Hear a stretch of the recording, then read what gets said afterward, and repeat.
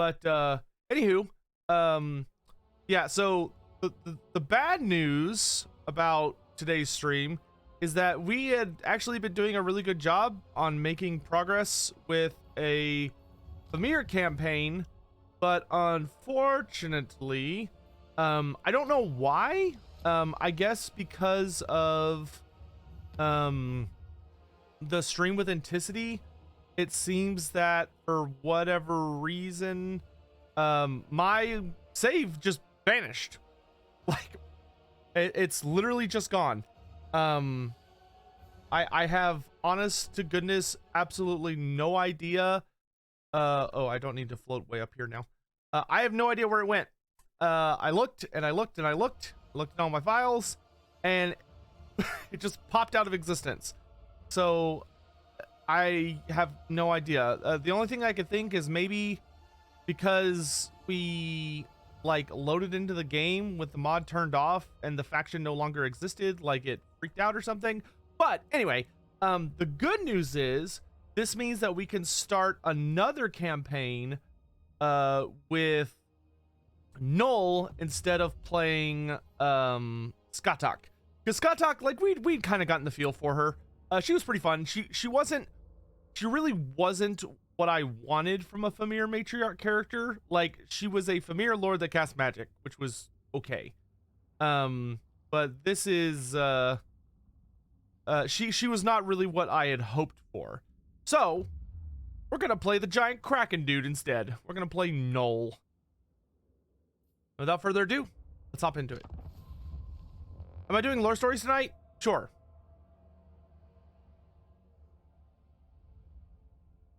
Kind of a nooblet question. I've been playing an Immortal Empire campaign. There are a bunch of bridges near where I am. For whatever reason, the game just defaults to open field rather than a forge or bridge fight. In Warhammer 3 are the normal bridge fights.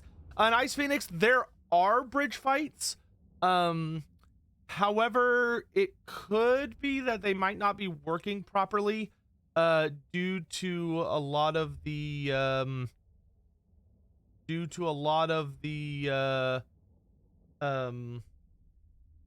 what's the word I'm looking for? Due to a lot of the changes they've been making recently to like how battles are determined and like where battles spawn and stuff like that. If you would want to be super helpful, if you would take like screenshots of like where you end up fighting the battle, and then where like where you fight the battle, and then where you and like the battle map, and like get a like save that campaign turn before you fight the battle, or like quick save before the battle begins, and then take that save file and the screenshots and post them either on the Total War forums or the Reddit or something, or you could even send them my way and I could pass them on. I could, you know, get those onto CA to maybe hopefully get them to clean it up a bit. Oh, you know what it might be? I heard that this mod got an update. Maybe that's what it is. I heard this mod got updated, so it could be that because it got updated, maybe that screwed with my old saves. Oh, we have... Oh yeah, this is definitely changed. This is a way different... So this is the... These are the same... Oh, this is weird. All right, so the tech tree is like, it's the same text, but technologies, but it's completely reorganized. Actually looks a lot cleaner. Bishop of Cheddar, Gruzgob, Sommage, Fangs Out, Fargoth Neverzine, Customer 303, Bugman, Septuple X, House of Shao, Shorter 9000, Sithis Pride, My Heroes PB&J, Big Angry Weenus, Brother 3D, Living Legend, and Ratwood. Good to see you all. Welcome to the stream. Hope you're having a lovely day, morning, or evening, wherever you may be in the world. Which faction is the weakest in the lore? The weakest faction in the lore. That's tricky. Are you a wizard? You are a wizard. The lore of the deeps and the lore of death. Okay, interesting. Tendrils of Doom are a fanatic set of Fimir dedicated to worshipping Oh, it's Kroll, not Null. Kroll, the All-Mother, not as a demon princess, but as the one and true Fimir goddess. They seek to make her apotheosis a reality, hoping they will be rewarded with rulership. Erect temples in Kroll's name at province capitals to increase her mass armor and weapon strength by 5% every time. We travel faster across all the oceans. Reduced upkeep. Okay, cool.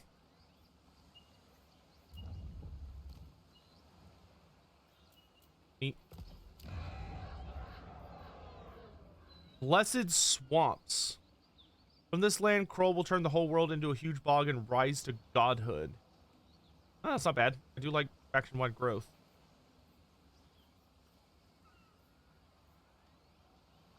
Alright, let's do this. What options we got here? Dungeon, workshop, fighting circle. But the weakest faction in the lore? I mean, I assume you mean all the playable factions that we currently have. Probably Kislev. Kislev is just so grossly outnumbered by everybody else. Of all the playable factions. If you were to pick, like, if you're just saying, like, any faction in Warhammer Fantasy, then it would be the Halflings. But if it's of the playable factions in Total War Warhammer, it's Kislev. Pretty reliably. Another wretched foul lizard thing joins the red host. Cursed Sotek spawn. I am very Love large the on this content, screen. Sotek. Keep up the great work. Excited for the new style of content you mentioned in your channel update. Yeah, I hope you are looking forward to that. Reminds me I need to go pick up something. Can the Halflings be called a faction? Well, that depends on your interpretation. And Pierce, thank you very much for the 4 months, dude.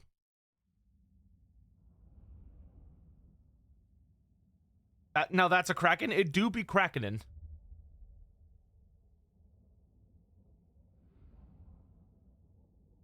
Oh, dude. I'm so proud of Sadie. So my pup, my new dog Sadie, she learned how to roughhouse tonight. And I could not be more proud. Oh, this is a big old character. All right.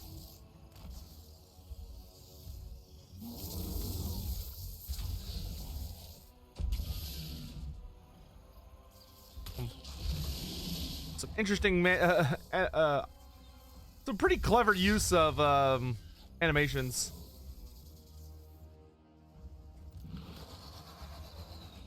Okay, so we got Kroll.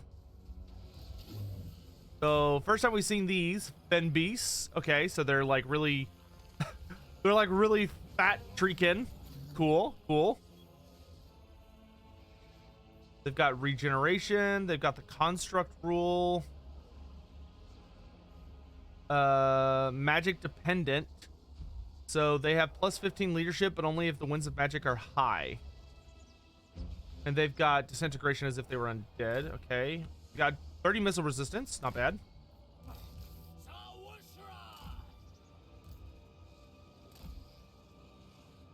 Kroll has so much health. Oh my gosh. Demon Prince.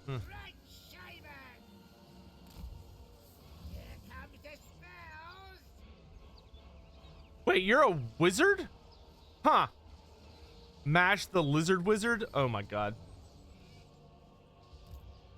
I did not realize, wait. Oh, Boglar shamans. Yeah, I don't know why I didn't realize earlier that they were shamans. Alright, and then we've got a bog octopus, which is just a smaller version of Kroll.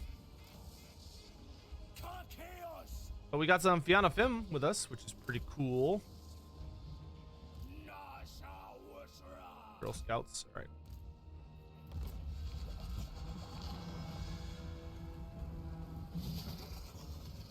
Big ol' slime trail.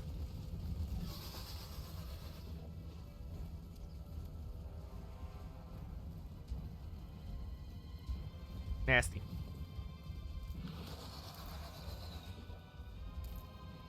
Take it easy. Even though I know Finbeast and Praytons have nothing in common, seeing Finbeast makes me really want a Prayton. That's fair. Praytons are pretty badass.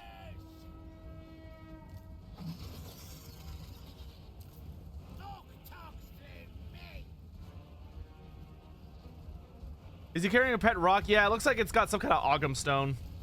She has some kind of Ogham stone with her.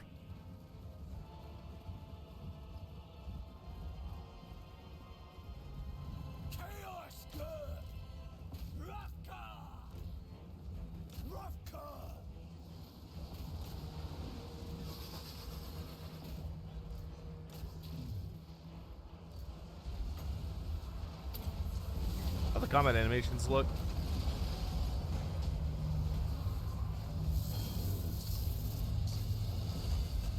Honestly, not horrible.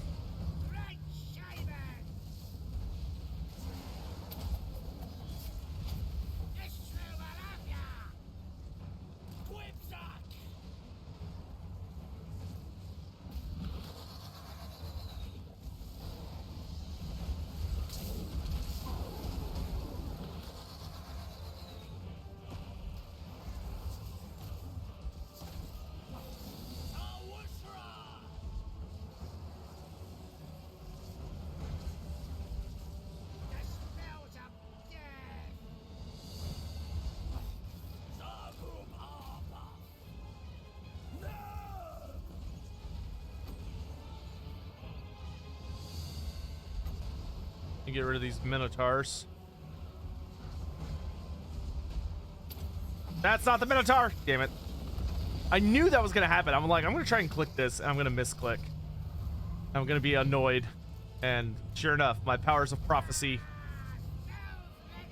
truly came through there.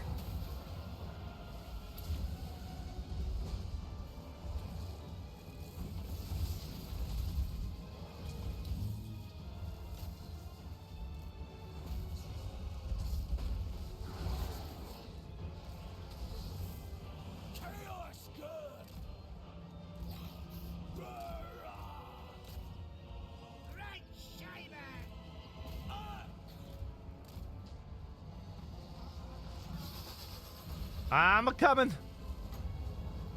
And now I can hit the minotaurs.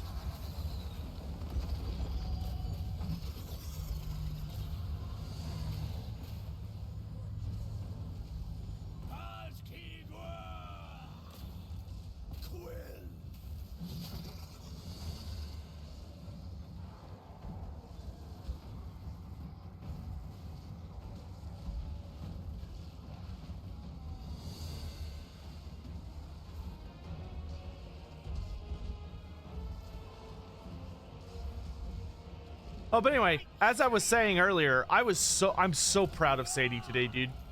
So Sadie, like, she's a very sweet girl. My new dog, but she's pretty, like, she kind of has a. I'm guessing the first person that had her was not a very great person, and did not treat her well, because she definitely has she has a pretty nervous energy to her, and seemed to really struggle with she could be very skittish at times. Like if you try and play with her or something, it can be very easy for her to interpret play, like an attempt to play as like you're angry with her and she'll like cower and stuff like that. But today she finally roughhoused with me and oh my gosh, so happy. So happy she finally roughhoused, and we got in some of that like high quality good play. I could not have been more pleased. She's doing so good, dudes.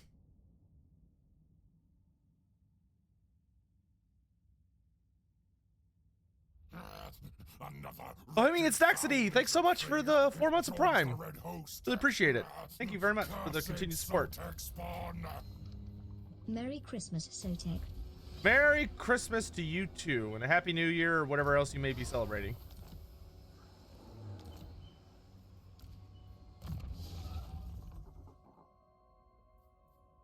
Mother of 1,000 young.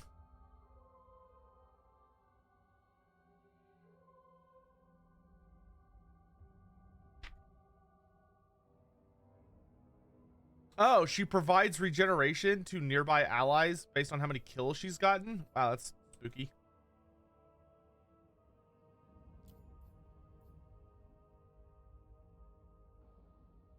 What are the truth of her origins? It's a fact that Kroll is now a creature of the Empyrean, and that worship and sacrifice is dedicated to her greatly empower her physical manifestation. Beholden to none of the four, Kroll plans to eventually reach her own apotheosis as goddess of the Fimir.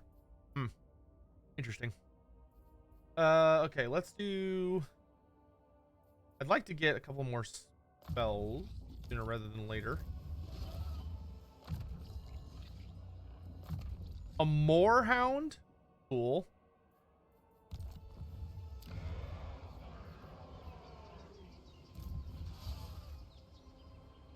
We're not at war with anyone because it was just that faction. So they're still alive, interestingly enough. Probably would be best to focus my efforts on Swamp Town. You hire ogre mercenaries or get some boglars. We'll summon some boglars to our aid.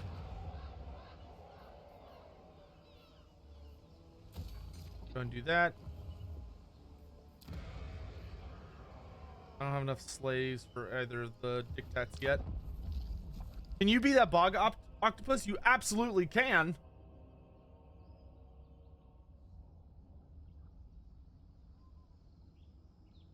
What do you want it to be named? What happened to the old dog? You mean Chloe? Chloe passed away, Corncob. Chloe passed away in late September.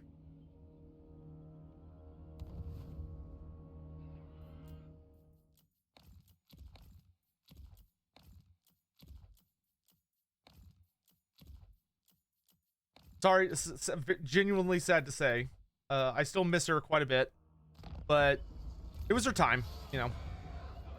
We did everything we could to make sure she was comfortable and she didn't suffer or anything like that. Yeah, just, you know, unfortunately her heart kind of started to have problems, and we managed to get her heart issues under control, but then after the heart issues, after her heart issues, she developed, or she tore her CCL, which is the equivalent. A CCL is the dog equivalent to a human's ACL. So she could barely use one of her back legs anymore. So between that and her heart issue, the two of those together were just that like maybe we could have forced, like, you know, essentially forced her to stay alive, to try and like maximize our time with her, but it wasn't going to be that great of quality of life. So like we talked with our vet about it, and we talked, you know, we had a lot of discussions about it, and it was decided, you know, the best thing to do would be to let her go. And so we hired a very, very wonderful home euthanasia veterinarian who came over, and you know, Chloe got to spend like a really great, you know, final week with all of us. Like she spent every night with me, and she even somehow, some way, that stupid dog figured out how to climb the damn stairs again so that she could come sleep with me every night. So she spent pretty much every single day with me that last little bit. Well, no, she did spend every day with me that last... I mean, she spent every day with me most of the time, but she was with me a lot. And, yeah, it was hard.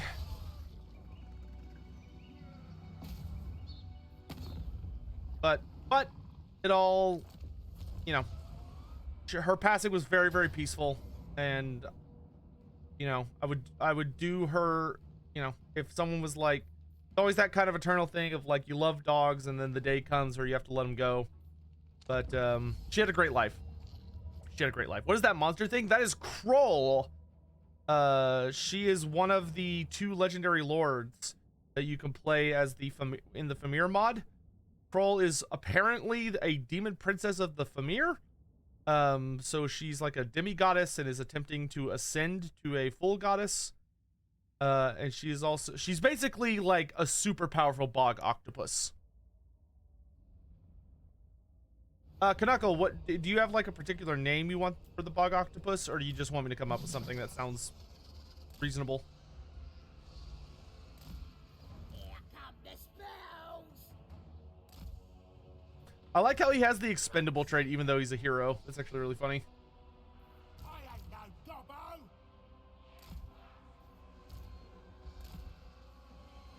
Fagelgard. Askidoas. Hungry. Okay, we will want to be much more conservative with our magic this run, I think, for this fight, because I really want my Fen Beast to be as healthy as possible for as long as possible, which means we need to keep our winds of magic above 18.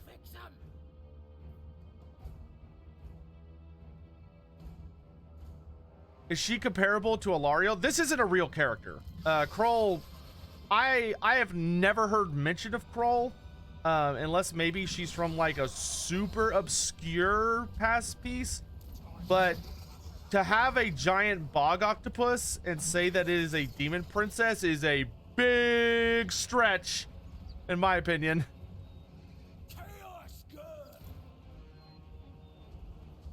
Are expendable and meat shield traits the same thing? Okay, so meat shield is tends to be more of a detail that's up here. Expendable is a genuine ability, so it's a passive. And expendable just means that if the unit ends up breaking and running from combat, nobody cares. Because normally if you have a unit break and flee from combat, it causes like sympathetic leadership problems to nearby allies. But if you're expendable, then nobody else gives a shit, because everyone's like, of course they ran away. You know, they're unreliable cowards, or they just don't care. Unless they the other units also have the expendable trait. Expendable units care about each other. You want to be Boglin the Boglar? You got it.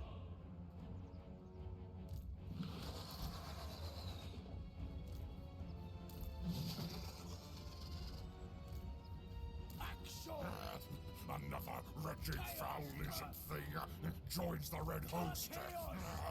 Cursed Sotek spawn. Hey Apollo, what's up, Hi, dude? Sotek. Hope you are having a good one. Hey, I'm having a great one, man. I'm having a really good day, to be honest with you. Thank you for the well wishes. I do appreciate it. All right, get in there, you little bastards. All right, we are pretty hilariously outnumbered, but we do also have 2 giant tentacle monsters.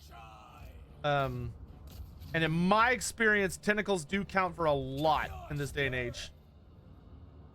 Serve the ogres. Done. Orb. Quill.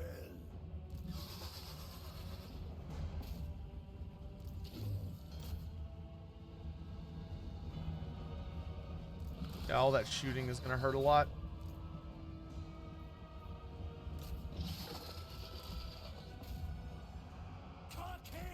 I was actually gonna send them off that way, but okay, we're gonna start spirit leeching their boss. Foul lizard thing joins the red host. Cursed Sotek spawn.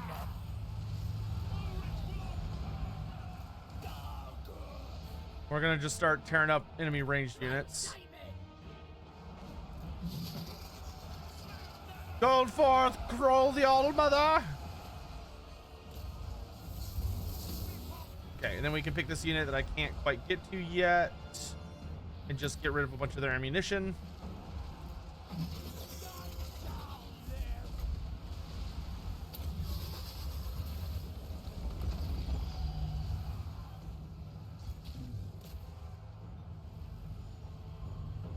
Right, Simon. I'll give him a glare. Chaos good. Okay, nice. Broke those spearmen. That's cool.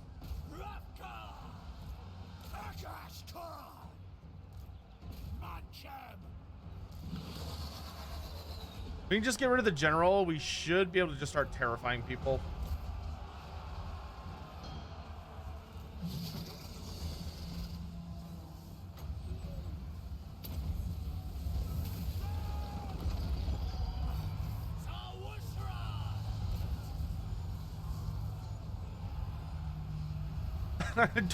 Don't use your... Oh, no, not the tentacles.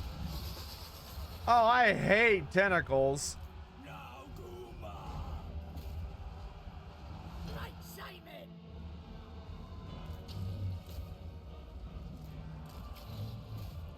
Oh, Japan, the things that you've unleashed upon the global psyche of humanity. All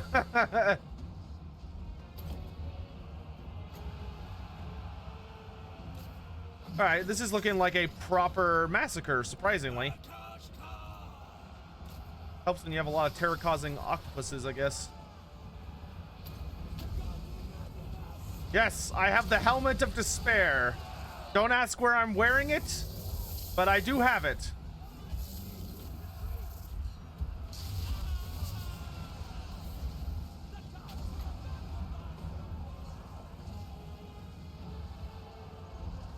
There we go. There's the mass route.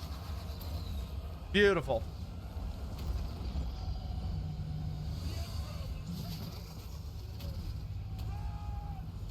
The Emperor ain't doing shit for you guys, sorry to say.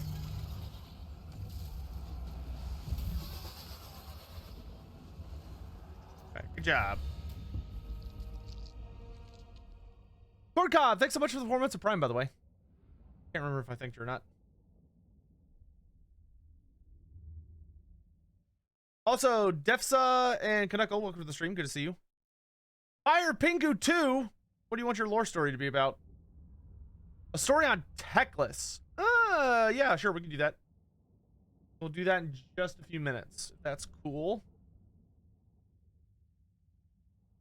Can you be a Finbeast unit named the Queen's Guard? Absolutely. So we can enshroud it. We can obliterate it.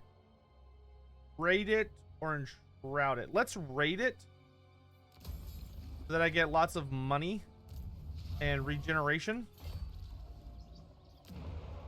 And I also can build the Blessed Swamps.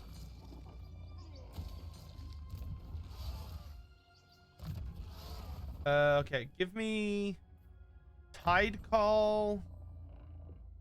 And let's do Kiss of the Deep. So whenever I cast a spell, I deal damage.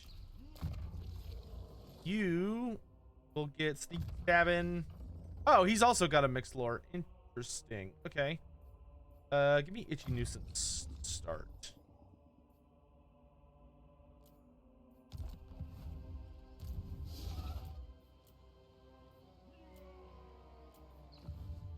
Alright, and then we need to rename you to... So instead of Mash the Lizard Wizard, it's going to be Boglin the Boglar.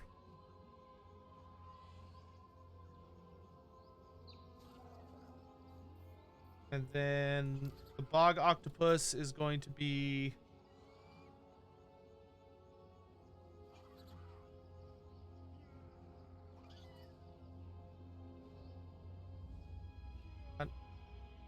Conducticles. Conducticles. Perfect. And then the Fen Beasts are the Queen's Guard. Go. All right, we'll do that lore story in just a little bit.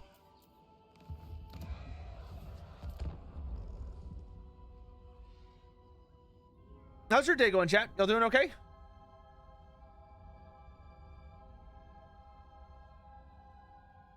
Hope life's treating you all right. We're here busy getting ready for Christmas. That's coming up quick. I've only got one more little thing I gotta pick up, but I can pick it up at the grocery store, so I'll do that tomorrow.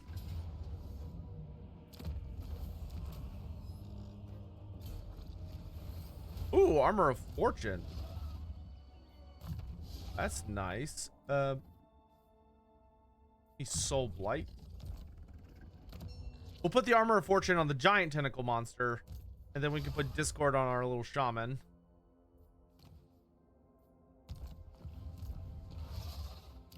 And then we'll start repairing Swamp Town. And give me more little dudes.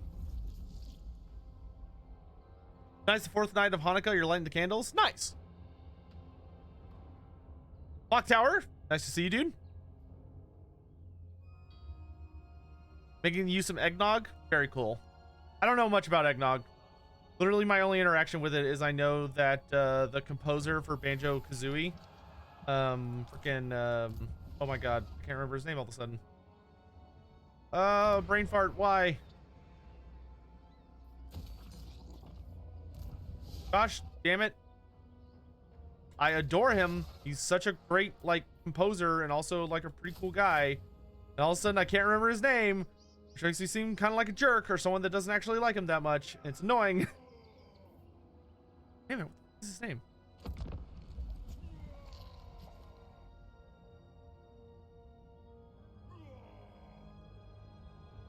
Well, whatever. I know that he's, like, super famous for his love of eggnog. He has, like, a whole song about it.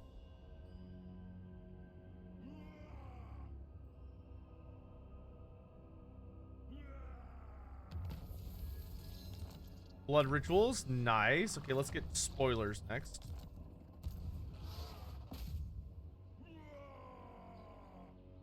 There's a blizzard going on outside. That sounds not like something I would particularly enjoy. I used to think like snow and all that stuff was super cool and awesome and stuff. And then I got older and had to actually like deal with the ramifications of a like extreme weather or snow and blizzards and all that stuff. And it's like, oh, this sucks. This sucks a lot. I no longer like this. Because now instead of it just being like, I don't have to go to school, it's like, oh God, I have to deal with this. And I don't want to deal with this. I'd actually prefer to leave the ogres alive, maybe. But we'll see how useful they make themselves.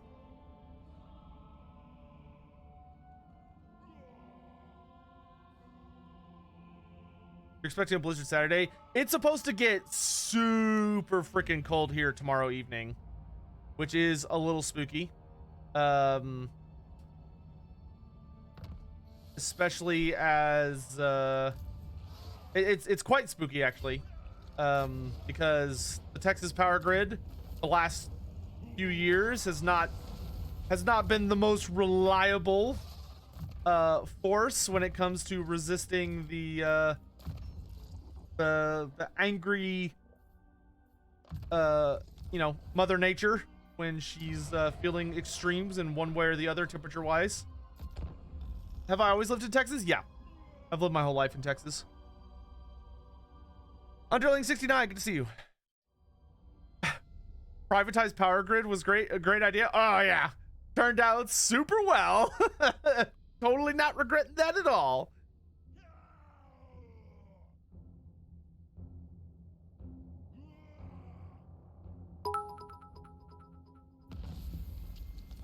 Ravnus_Moose cheered.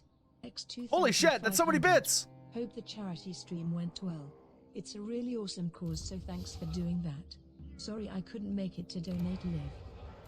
Hey man, you don't need to worry about that at all. I really appreciate the support.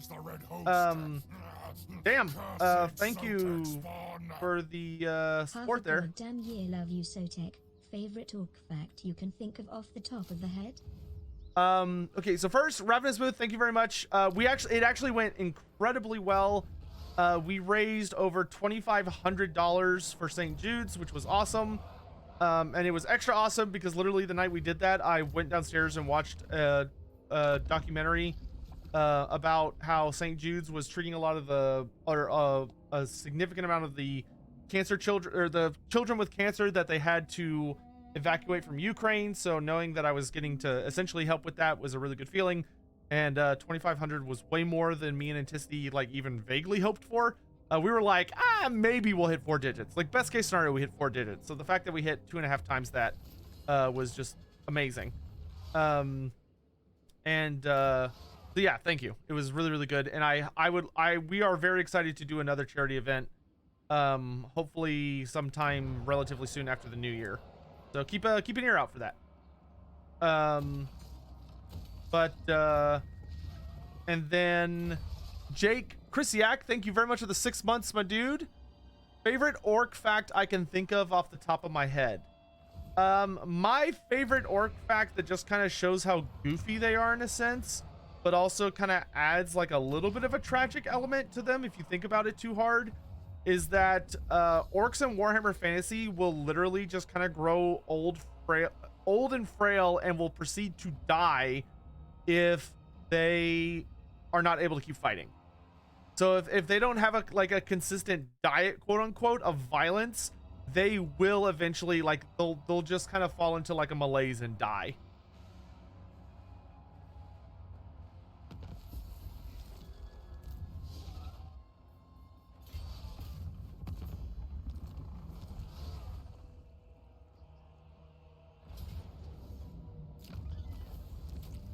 All right, I will enshroud Pahox, because it's an actual capital, so I can turn this into a sacred site for my octopus. Ooh, we can go ahead and get Mother of Thousand Young. Nice. So we have regeneration now for us and our nearby troops, which is just bonkers, to be honest.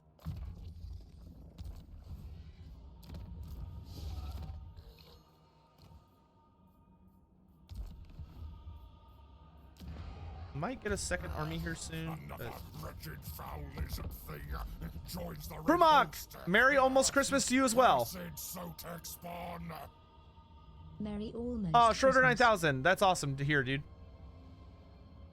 Grandpa Grimgore, have you taken your violent pills today? Dude, Grimgore has never gone more than 3 days without violence. And like the horror stories that are told among greenskins about the times that he went even a little bit without violence are super funny, because it's literally, or no, I think he's never made it 3 days without violence, because on the first day he goes without violence. He starts to kill all of the goblins in his army, and then on the second day without violence, he starts to attack like anybody else in his army, to a point that even the immortals start avoiding him because they're scared he's gonna attack them.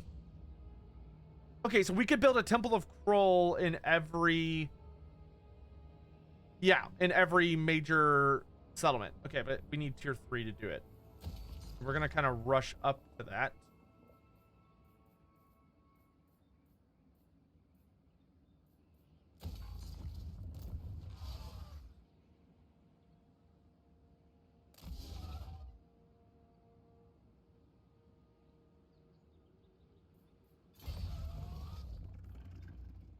Random fact about the Naga of Koresh. Sure. Hey, tell you what. Not only will I tell you some fun little random facts about them, how would you like a random quote about them? And then I'm going to read you all the Techless lore story. Am I playing as an elder? Yes, I'm playing essentially as Cthulhu. This is Fimir Cthulhu as part of the Fimir mod. And yes, she is literally Cthulhu. Like, look at her unique abilities. Broodmother, terrible tentacles, nameless thing, mother of 1,000 young. Like, come on. She is the all mother. She is so painfully ripped straight from the Cthulhu mythos, it's not even funny. So first, this is a very small little quote, but it is fun to just hear a little bit of official lore about the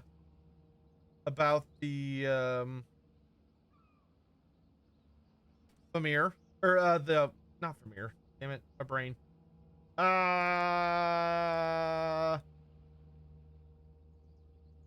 The Naga, because you don't get to hear about them often enough, in my opinion.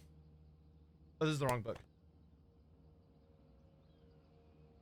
I need this book. Ah.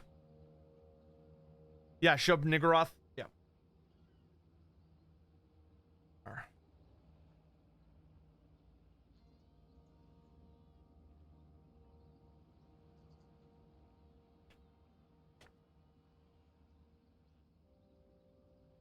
Here we go. So here's an official quote about the Naga of Koresh for you. So I'm going to read this verbatim. This is about an item called the White Sistrum.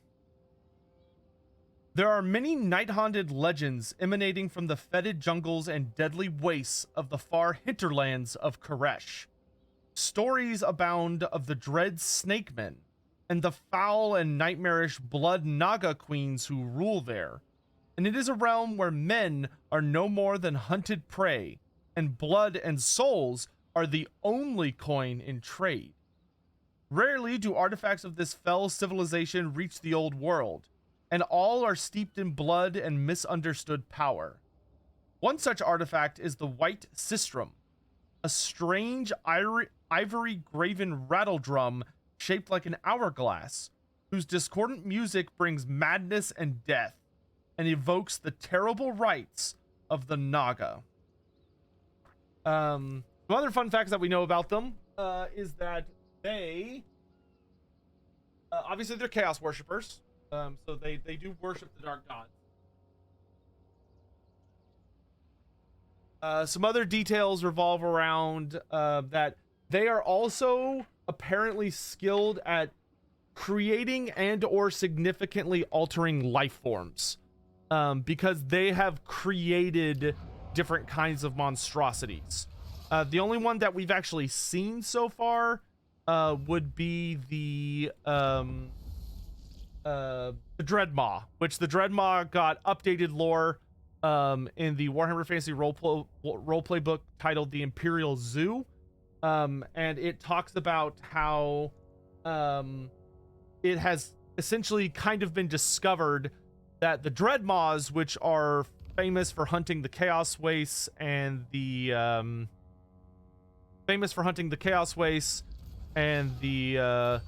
Darklands, actually originated from Koresh, and seem to have been designed by the Naga in an attempt to make it significantly more difficult for the oh, nice. Okay, so we're gonna summon we just used a bunch of slaves to summon Unnatural Fog, which is going to give minus 50% campaign movement to the orcs, which is great. Broodmother.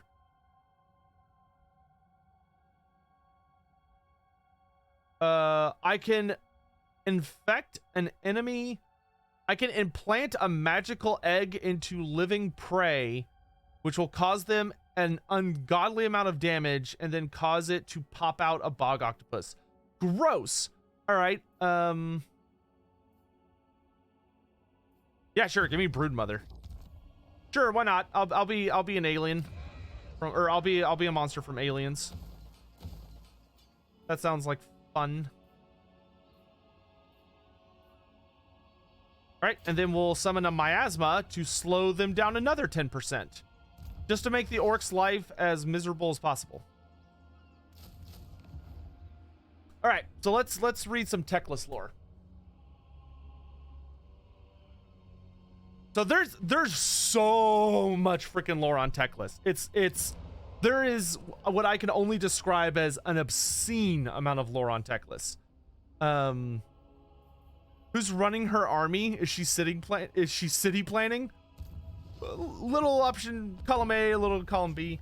But the amount of lore you can find on Teclis is like, oh my good god, it's staggering. But for this, I'll go ahead and start by reading his main page, and then from there we will talk a little bit about his history specifically. And I know you inquired about his more diplomatic aims, which that we will so I'll focus on that when we talk about it a bit. Hold on, let me just do this real quick. Where's this? Swamp Town? Okay, Swamp Town. Swamp Town's kind of an important little border town, so we should probably make this have a garrison in it, because it covers like a really important little thing here. All right, the question is, can I make it home in time? Doesn't look like it. Is there anything I can do to make myself move faster? No, not really. Blah, blah, blah, blah, blah, blah, blah, blah. You better run, orcs. The seafood's coming to get you. All right. So, let's read a little bit about Teclis. So this segment is technically going to be about Tyrion and Teclis. But actually, no. Wait, can I... Okay, I think they actually have this split up based on the brothers.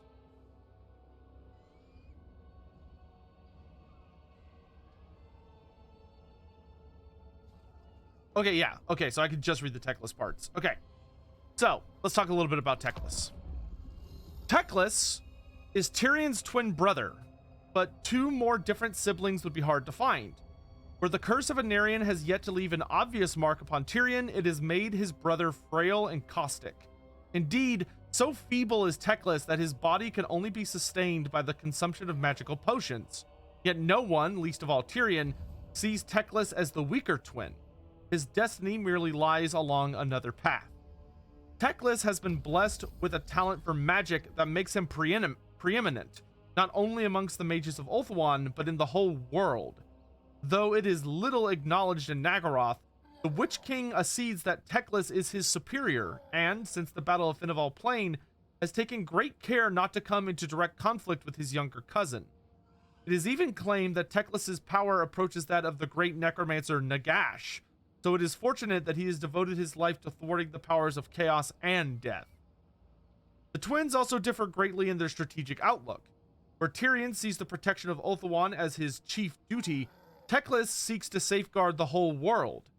Such is the ideology that led him to aid Magnus the Pious during the Great War against Chaos, and thereafter found the colleges of magic in the Empire.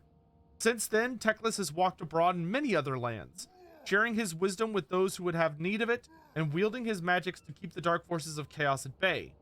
Thus will Teclis' legend endure long after the heroes of the sword have been forgotten, for his actions shape not a battle, nor even a campaign, but the future of the world itself.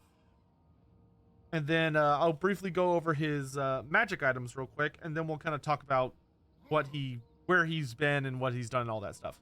So you have the Sword of Teclis. This sword was forged by Teclis himself, a powerful weapon to protect himself as he began the perilous quest to rescue his brother Tyrion and the Everqueen. It is charged with crackling energy that rends apart those struck by its shining blade. The Moonstaff of Lilith. The Moonstaff is imbued with the immortal power of the goddess Lilith, eternally youthful daughter of Aisha, which flows through Teclis and invigorates his feeble frame. In times of great need, Teclis can call upon the full power of the staff. Doing so allows him to unleash a fearsome barrage of magical power, or else dissipate dangerous sorcerous energies before they spiral out of control, but also leaves Teclis himself badly weakened. The Scroll of Hoeth. Though seemingly fragile, this well-worn heirloom has seen 1,000 battles and will see many more. And this thing basically allows you to just, like, stop a spell very reliably. And then the War Crown of Safari. The War Crown is an ancient symbol of the magical realm of Safari, seldom seen outside the walls of the White Tower except in times of peril. It was gifted to Teclis by the former High Lore Master on the eve of the young mage's departure on the quest for his brother, Tyrion. So, let's talk a little bit about Teclis' life, especially as a diplomat. So, as you're all, I'm sure, aware, Teclis is, of course, one of the very, very notable kind of heroes or characters among the elves. And the big thing for him is that he has a much more... Teclis has always kind of had a very different experience dealing with his fellow elves, which has shaped a lot of his perspective on the world and a lot of his personality. A lot of the other high elves are not necessarily super fond of Teclis, because the thing about most high elves is the vast majority of high elves are much more obsessed with dealing with things at home, like focusing with the problems that Ulthuan has and not really being as worried about the wider world. You know, as far as they're concerned, the wider world owes them a great debt, and it's really not their problem if the wider world is suffering from violence or various horrible issues. X100. He forgot the fact that he received a pet arcane phoenix as a baby. No. He called it Bellerophon. No. He rides it to battle. No! Fucking arcane phoenix. No, we'll actually talk about that in a moment, though I find it more of a humorous thing than like a horrible thing nowadays. The thing about Teclis is because he was so sickly and weak as a youth, a lot of high elves did not treat him very well. And they kind of looked at him as almost like a lesser specimen, like a lesser example of their species. Now, not everyone treated him poorly or like he was a burden or lesser or anything like that, but enough did that he kind of, you know, he grew, he had a very salty demeanor. Teclis was actually quite renowned in his younger years for how much he was a bit of a salty Sam. And he his tongue was by far the most vicious thing about him during those years. But eventually he was taken under the wing of another wizard, though she specialized far more in alchemy than she did in anything else. And with her alchemy, she taught him a large number of spells and potion crafting and all this stuff in order to help him get over his illness. You know, this elf woman basically kind of was like, yeah, I understand that your body is weak, but your mind is like sharp as hell, and I can tell you have a natural affinity for this stuff. So how about you quit like bemoaning how weak you are and actually do something about it. So she taught him, you know, how to make the potion of, or at least taught him the basics that would lead to him creating the potion of Troy and all this other stuff. But moving on to his kind of what the main focus that we'll be talking about is, as far as being a diplomat goes, a really funny thing about Teclis when it comes to diplomacy is that as a diplomat dealing with other high elves, Teclis is horrible at diplomacy.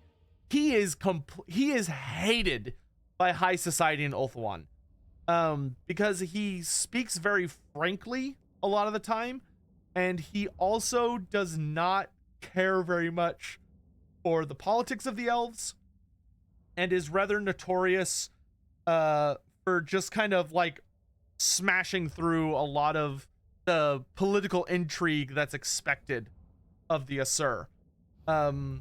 Plus, because, and it's just the way his life has been, he just refuses to waste time on it. You know, he's there to get things done, and he's got, you know, a lot of work to do, and he doesn't have time to deal with all this political bullshit. So he doesn't. He just barges through it. Whereas, like, Tyrion is far more elegant at navigating the politics of the elves. However, what makes Teclis unique when it comes to diplomacy is that Teclis, unlike pretty much any other elf there is currently alive, is far more willing and able to see the potential in races other than elves. Because Teclis is one of the only elves who openly acknowledges the weakness of the elves.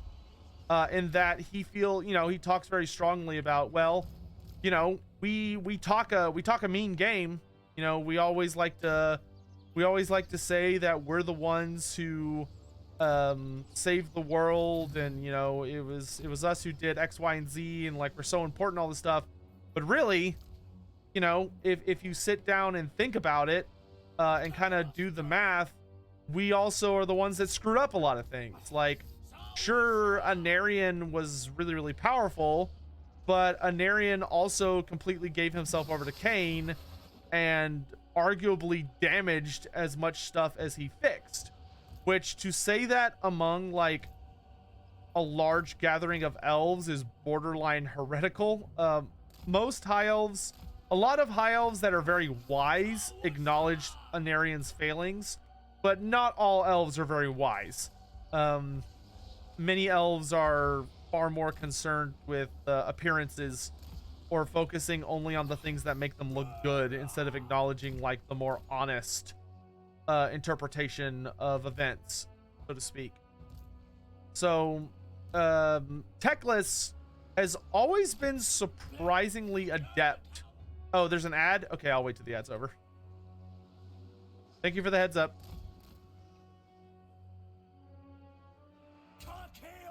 Oh, this is a ranged unit. Okay. Let's take a look at some of these actual new units we picked up. So we got some Fimir warriors with throwing axes. Got some more Shurls over here. These are the Fimir warriors. We've got Fimir warriors with great weapons.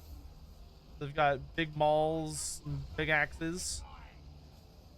And then over here, I thought I got a mix. Oh, I did get a mix, but I've separated them like a dum-dum. We want to do more like this and have them like this, and then them like this. There we go. Then now we've got sword and board, and we've got great weapons. Cool. All right. Ads are over. Okay. So anyway, so because of Teclis's very unique like disposition, or you could think of it as like just interactions with the other races, he actually was far more successful than almost any other elf when it came to dealing with what most elves would refer to as the lesser races. You know, he didn't really look down on humans, where most elves would look at humans and they would see them as like, oh, they're ugly apes that have, you know, just started civilization in many ways. But other than that, there's really nothing that impressive about them. Teclis looks at them and he's like, oh, these guys are at least willing to be allies with us. These guys are actually interested in like fighting against chaos. They just don't necessarily have the knowledge and tools to do everything that they would like as far as fighting these various forces. So it's our responsibility, being, you know, essentially like the big brother in this scenario. It is our, you know, it's our responsibility to teach them what do they need to know in order to be successful. What do they need to know in order to like go advance to the next stage, so to speak. Which that alone makes Teclis very shockingly wise for an elf. Because just the vast majority of them, they're not interested in dealing with the other races. They're not interested in thinking about how they could aid them. And you could even argue that it's not really Teclis being like super altruistic. It's just Teclis being extremely practical and allowing his pride to step aside.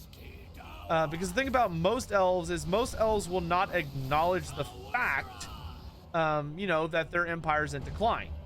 That the elves as a race are significantly lesser than they were in their heyday, because that's just kind of the nature of change. That's the nature of time.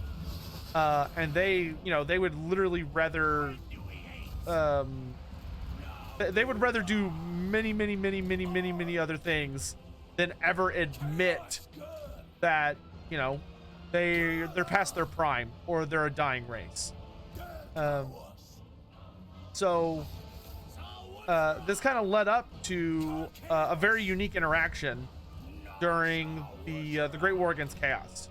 So the Great War Against Chaos, Tyrion and Teclis were in Ulthuan, you know, busy being cool badasses and trying to do all the things they needed to do in order to save their land, their home. And they were ultimately successful in saving Ulthuan as they defeated Malekith at the Battle of Finneval Plain, with Tyrion crushing a lot of the main issues on the battlefield, and leading a lot of Ulthuan's forces and defeating Malekith's personal champion. And of course, Teclis being the one who actually struck down Malekith himself. So in the aftermath of that battle, like literally immediately after the Battle of Finneval Plain, like the elves, so Finnebar, the Phoenix King, gathered with like Tyrion and Teclis and many of his advisors in the city of Lothern after they defeated Malekith at Finneval Plain. And the reason they were having a council is because while they had defeated Malekith, like practically half of Ulthuan was still under control of Nagaroth, was still under the control of the Dark Elves. So they were having a strategy meeting to discuss, okay, what do we need to do in order to, you know, what do we need to do in order to assist or to go out and really defeat the Dark Elves once for all, you know, to travel around and fight them as best we can in all these different places and claim victory. And that's when an ambassador from the Empire showed up, because being the clever kind of son of a gun that he was, Magnus the Pious did not waste any breath or time or concern on like appearing weak or any of those other things. Magnus was extremely practical and sent an advisor there who basically walked up and was like, hey, so like the largest chaos horde ever seen, a notable chunk of which had actually invaded Ulthuan alongside Malekith's forces, but like this giant army of chaos lads just invaded Kislev, and we're going to fight them. We need help. Like, we really need help, or else we're all gonna die. And the initial reaction of the elves was like, well, that sounds like a you problem, not an us problem. You know, we've got our own problems. We have our own civil war. We just fought this devastating battle. And between the fact that they still had to finish like reconquering Ulthuan, and they had taken a massive amount of casualties at Fenneval Plain, along with elven disposition generally being that they don't really care about non-Ulthuani issues, you know, they said no. Like, there's nothing we could spare you, and B, even if we could spare you something, we probably wouldn't, because like this is not our issue. This is your problem. Your nation, your side of the world, your issue. But Tekla said, whoa, hold up. I'll go. Like, I will go and help the Empire, because Tekla's already put 2 and 2 together that like Malekith had already managed to show up with a bunch of chaos forces, aiding his army. Like, he had already appeared with a bunch of chaos boys, chaos lads, who had started tearing up and making a mess all around their territory. Ooh. Okay, cancel that. We'll do slave built. Good. Why are there Fimir and Lustria? Because it's a mod. That's why. Anyway, so Teclis agrees to go to the Empire, and he asks Finnebar to allow him to go. You know, he says, you know, I understand that you could use me here, but I think my services would be better at use over in the Empire, where I can help them fight back against chaos, especially since, you know, the humans don't really have magic of their own. You know, let me go assist them. Let me go help them. And Finnebar says, all right, fine. You can go. And Teclis manages to convince 2 of his friends to go with him. Yertle and Yertle and a guy whose name starts with an F, and I can't remember what it is off the top of my head. It's Finn something, I think. But he convinces 2 other like archmages to go with him. So they all leave for Ulthuan, and they participate in the Great War. But the second Teclis arrived in the Empire, he immediately set about working on diplomacy and really trying to push Magnus to open his mind and to not like give in to the short-sighted nature of a lot of the like religions and doctrines, because Teclis comes to him and says, look, like, I'm here to help you, and I'm a wizard. You know I'm a wizard, and yet you're comfortable with me helping you because, you know, you trust me, and you know that we will help you against this force, and that we can use magic for good. More importantly, we can use magic to counter the magic of the enemy. So, like, thanks to the fact that I am a wizard, I have the ability to counter the spells of those demon sorcerers over there, and those chaos sorcerers and all those guys. Without me, you know, they're basically going to be able to run amok and do whatever they want, and it's going to cause you to take a horrific amount of casualties. And he says to him, so how about, since you trust me in a different way, instead of just having me and my two friends fight, I beg you to send out a call.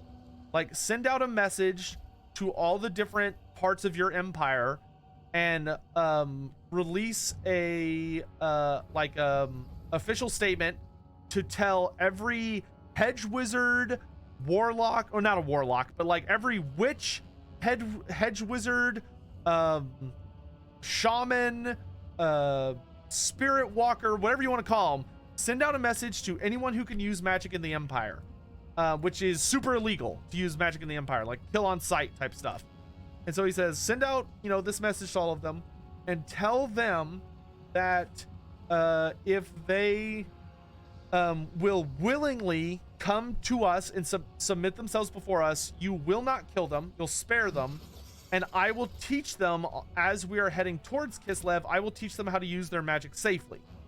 And Magnus and Teclis was so genuine in his plea to Magnus and was able to explain it coherently enough that Magnus trusted him. And Magnus said, all right, I'll do it. So sure enough, Magnus sent out the call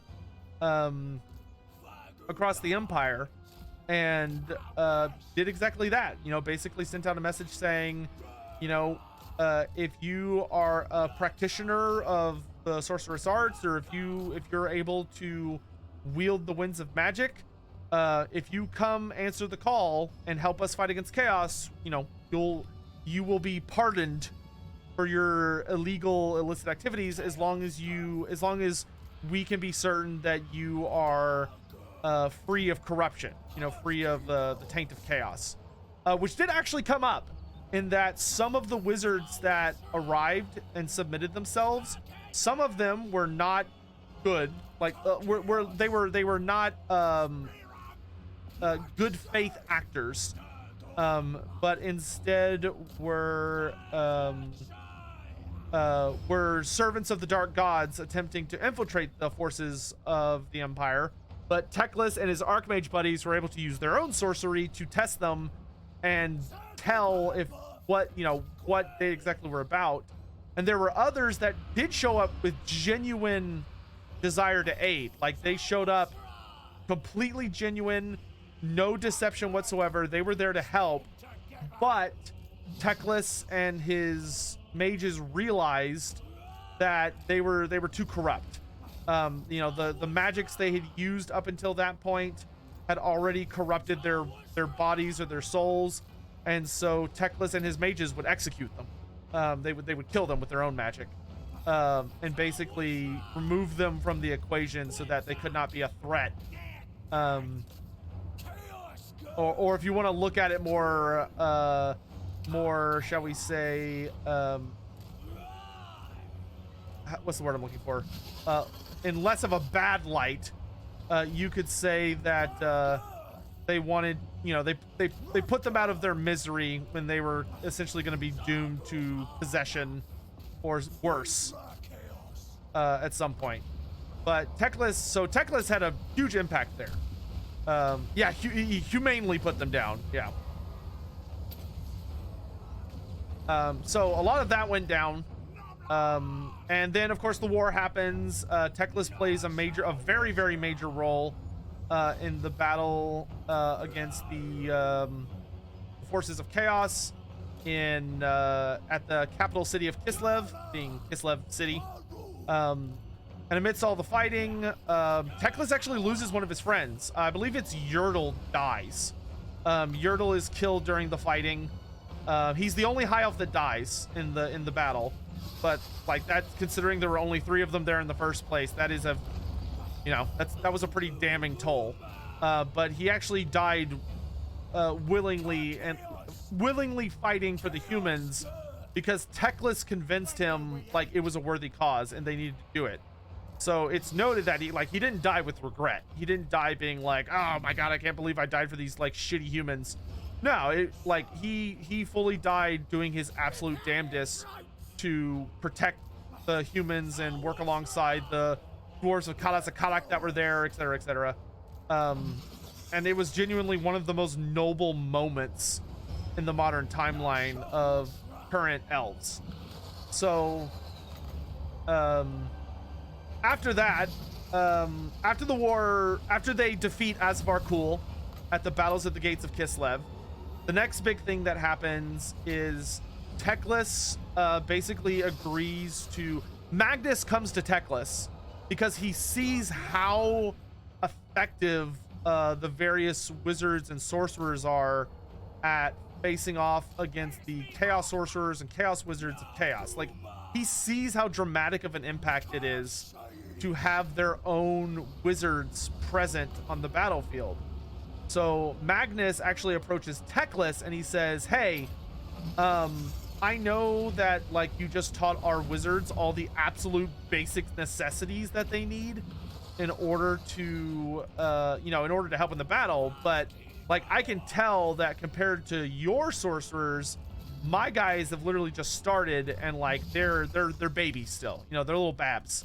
They haven't even really gotten close to the potential they could have if you taught them.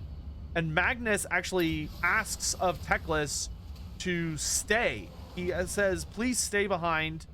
Don't go back to Ulthuan yet. Please teach, teach humanity. Help us understand magic. Help us learn magic, so this is a resource that we can have for the future to fight against chaos. And it was really, this actually caused a bit of an interesting dilemma because the surviving Archmage next to Teclis, which is Finn something, he said that he was like, no, under no conditions whatsoever should we teach humanity magic. Like, humanity is already, like, they already grossly outnumbered us. We see that thanks to their alliance with the dwarves, they actually have some really interesting technology, and, like, they're kind of powerful in their own right. We should not teach them magic that could potentially make it where we are, they'll be dangerous to us. Like, if humanity actually learns how to be pretty decent at magic, that could genuinely spell danger for the High Elves of Ulthuan. Because what if the Empire turns against us? If they turn against us, we're going to be in huge trouble. But Teclis actually, so Teclis debates with him for a while, and Teclis comes to the decision that no, the best thing to do is to help humanity, is to teach them. Because if we can teach humanity how to control magic and understand it, then we kill two birds with one stone. Debatably 3 birds with one stone. The first thing that we're going to do is that by doing this, we are functionally going to make it much more likely that the Empire is now going to have better... The Empire, with this knowledge, will have significantly better resistance to chaos because they will actually understand what they're dealing with. Instead of purely focusing on, if they don't understand how magic works, if they don't, like, have any concept of the rules behind it or its logic or its laws, then how can they be expected to make the right decisions when faced with chaos? If it's just this mysterious force that they don't understand and they refuse to ever try to understand, then, frankly, it's not going to be a surprise at all when they fall to it in great numbers, because they're not going to see, like, any of the warning signs. The second thing this is going to do is, by teaching them all of these things, we're also going to be giving them far more tools in order to defend themselves. We're going to be giving them significantly more tools to be able to fight against the forces of chaos. And the reason that's so important, which Teclis was a little clever here and didn't necessarily communicate this to the humans because he probably knew it wouldn't necessarily be received super well, is that the Empire is a critical bastion between Ulthuan and the forces of chaos. If the Empire is alive, it is a relatively easy to get to target for the legions of chaos that will attract them like moths to a flame, because it's basically a direct challenge to their authority.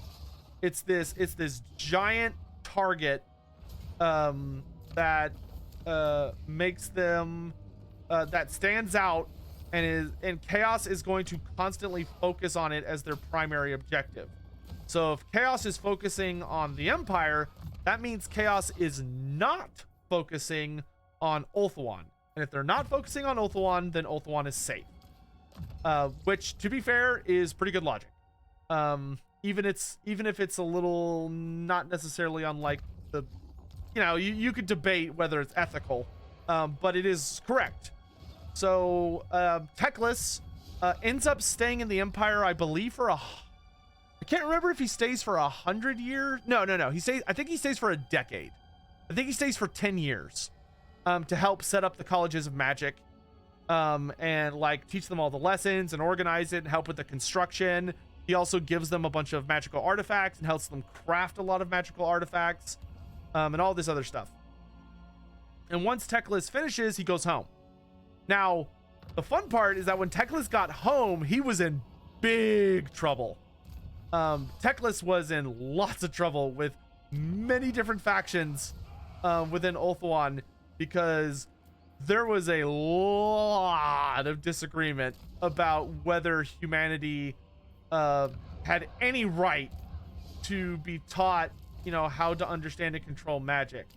And it was like a huge raging debate, and a lot of the elves felt very strongly that Teclis should not have done that. First, he just shouldn't have done it at all. Second, how dare he do that without the approval, or without coming to the Phoenix King first. How dare he make this massive decision on essentially by himself, without going to anyone else and checking to make sure this was okay to do. And Teclis was like, yeah, I'm not sorry. Like, deal with it. So Teclis made himself a lot of enemies when he did that, politically, but Teclis very rarely cares about that. And when Teclis did return to Ulthuan, eventually, I think it was some point right after that he ascended to High Lore Master of the Tower of Hoeth. But Teclis has also played a very pivotal role in almost all of the human nations since then. Like, he's appeared in Astalia, Talea, Kislev.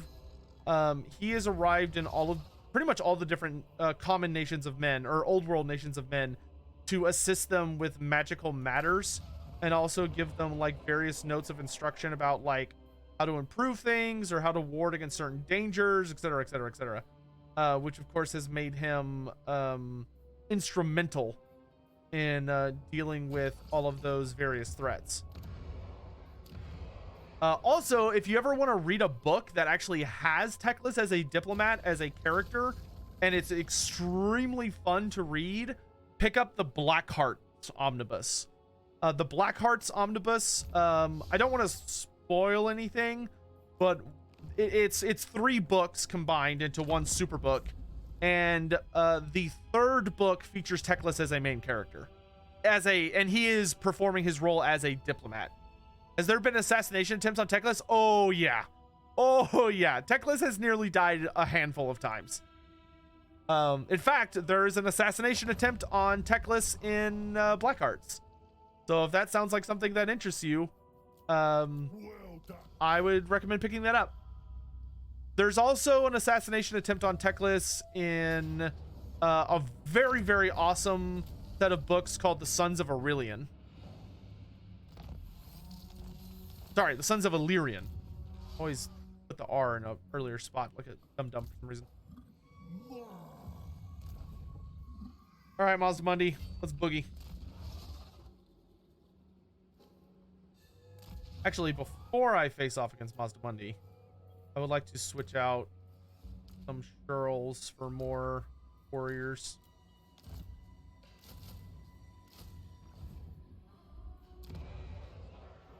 Higher quality troops is always a good thing. Who is his main squeeze? Teclis? Teclis does not have a consistent partner.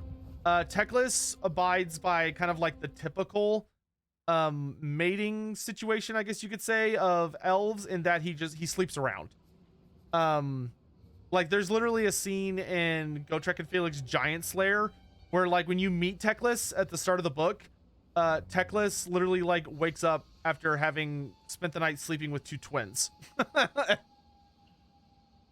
Or a pair of twins, I should say.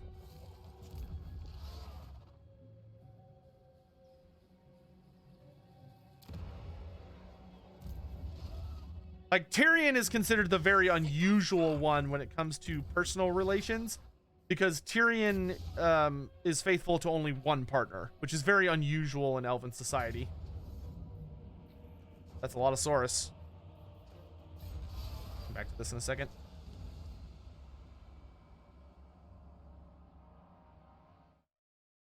Beckvasir and Lally57, good to see you guys. Welcome to the stream. Jin, good to see you.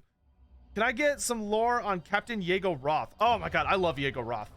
So Captain Yago Roth, for those unfamiliar, is he is the big, awesome, badass pirate captain that features as the main character and main rival of Count Noctilus during the Dreadfleet storyline. And he's also the one that kills Count Noctilus. He does actually manage to bring Count Noctilus down once and for all, which was super fucking difficult to pull off. But some fun little facts about him. He is one of the most successful pirate lords of the old world. He tended to roam mostly around like Sartosa, Telea, Estalia, that area, kind of like those southwestern seas in the old world. You know, he wasn't against appearing in the Empire, but most of the time, you know, he was smart about where he set up shop, so to speak. However, everything changed for Captain Yago Roth when his father and his entire family were brutally murdered by none other than Count Noctilus.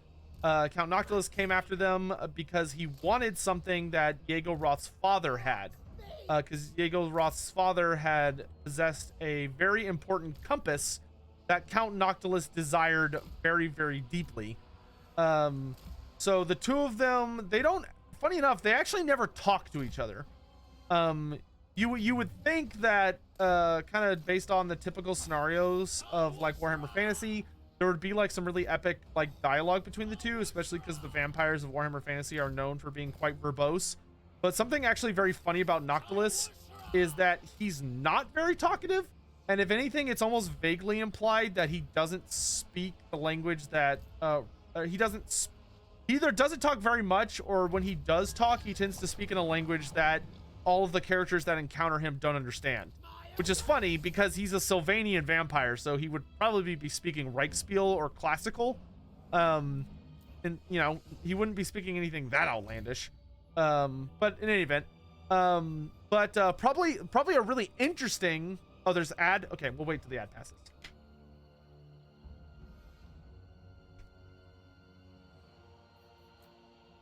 Come and fight me, lizardmen. Come and fight my giant angry octopus.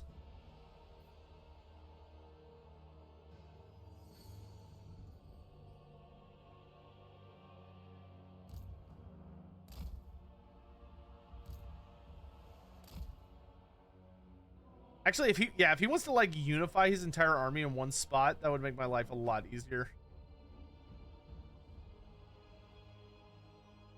So I could catch out this force before they make it up the hill. Send the Brood Mother in. Is the mod lore friendly? No. No, it is not. I would not under any circumstances consider this a lore friendly mod. It has very, very, very little stuff in it that is in any way from a reliable source. It's cool. What faction is this? This is from the OVN Lost Factions mod. This is the Fimir race. But yeah, no, it's not lore friendly at all.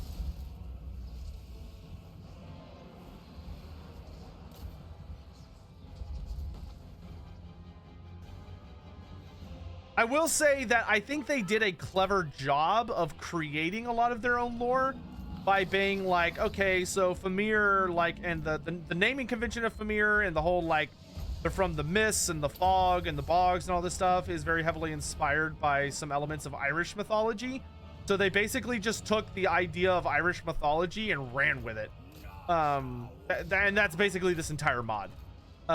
It has very, very little to do with Fimir lore, and the vast majority of it seems based on, like, what are creatures or ideas that exist in Irish mythology. Like, there is some good Fimir stuff in here. Like, Boglars do exist, though I think putting them with the Fimir is a big stretch. They do have the Shurls, but they also, like, added in a bizarre amount of these, like, man-sized Fimir, which are not really a thing. Like, you could debate that Shurls are maybe, which are the slave caste, that maybe the Shurls are the size of humans, but that does seem kind of unlikely. But this mod, I assume for balance reasons, and basically to try and get an entire race, went with the idea that, oh, well, no, all the Fimir warriors are man-sized. It's only, like, the really, really big Fimir that are, like, big. But that's not lore accurate at all. All Fimir are quite large. The idea that the vast majority of the Fimir are human size is just completely wrong. And then, like, there are just some various things in here that are clearly pulled from, like, various pop culture ideas or references, which is fine. I mean, that's what Warhammer's about. And to make a Fimir mod is just not really a realistic goal, I think, in a lot of ways.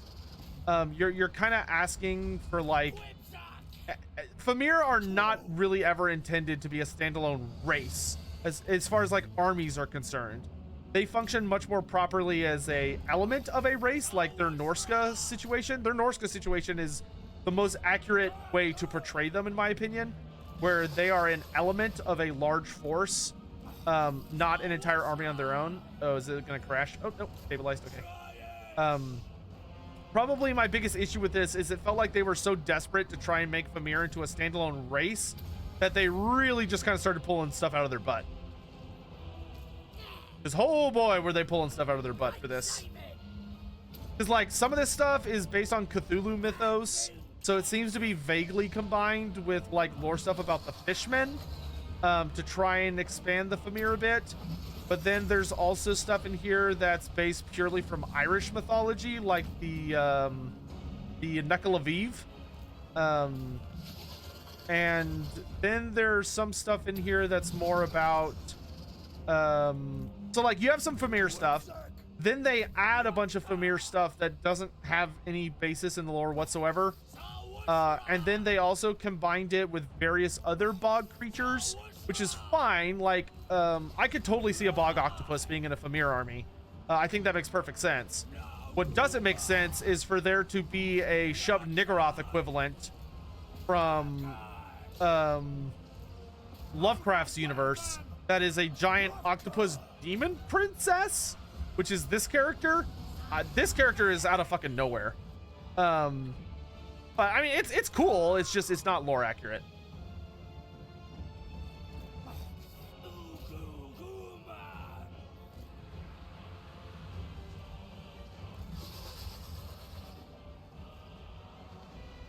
You know, it's kind of that eternal question of, like, okay, what's more important to you, lore accuracy or, like, fun value?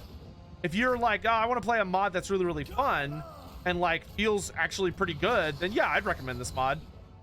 If you're like, oh, well, I want to play a mod that, like, has lore accurate factions and is actually giving me access to, like, units, characters, and ideas from the actual Warhammer Fantasy lore, and might be something we might see, like, in the future, this is just a modder's interpretation of it, then no, this is a terrible example of that.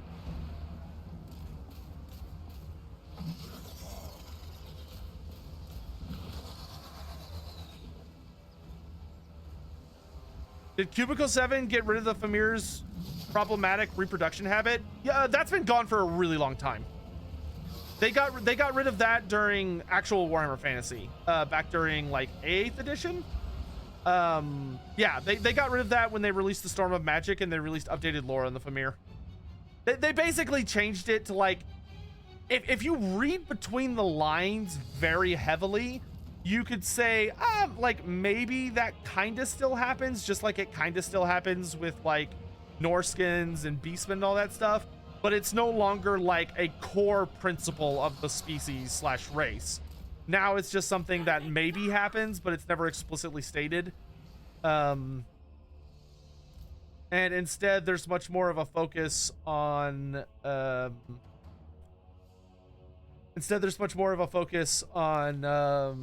like Fimir's, how its society is actually built and constructed.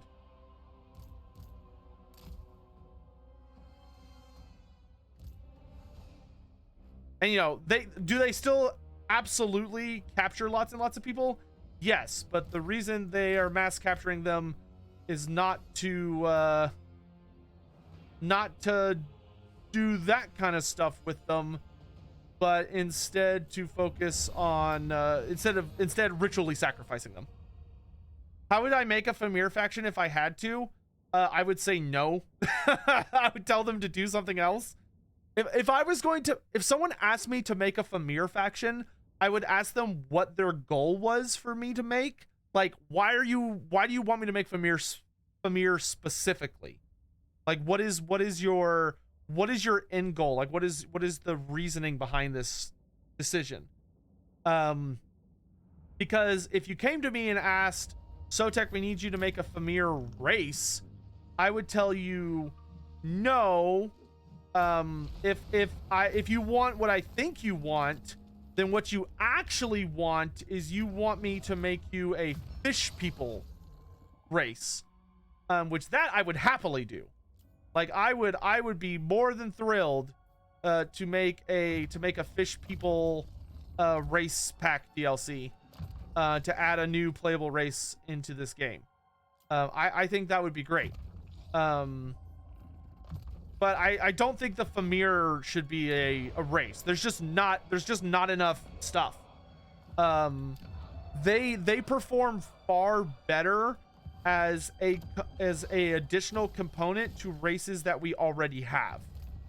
Instead of us needing to come out and make like a whole new additional race that's going to be pulling from a faction that already has a place in the game.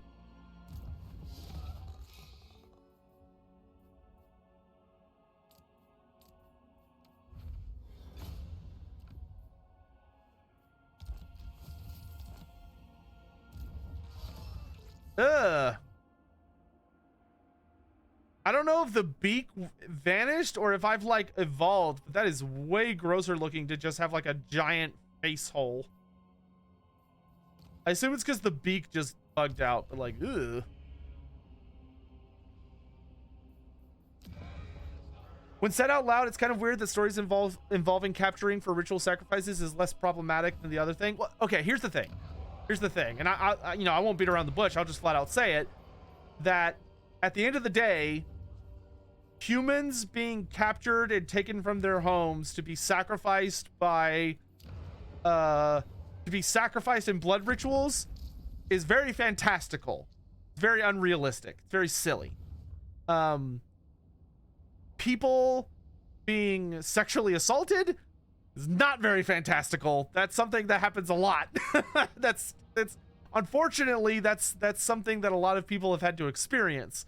So that it's not problematic because one is quote unquote worse than the other.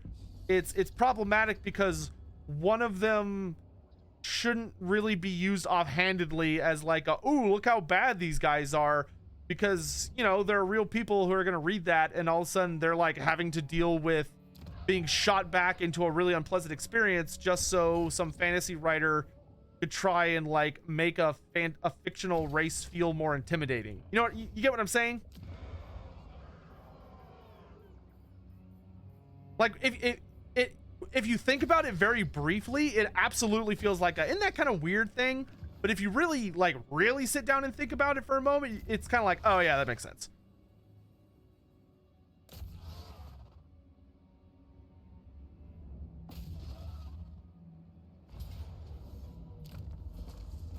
You know, I still think it has a place in like certain types of fiction, or writing and stuff like that, because I do think it's something that can be explored, but you have to, there's a very particular like way you have to do it. I don't know if that makes sense. I don't think it's one of those things that you should just willy-nilly throw yourself into.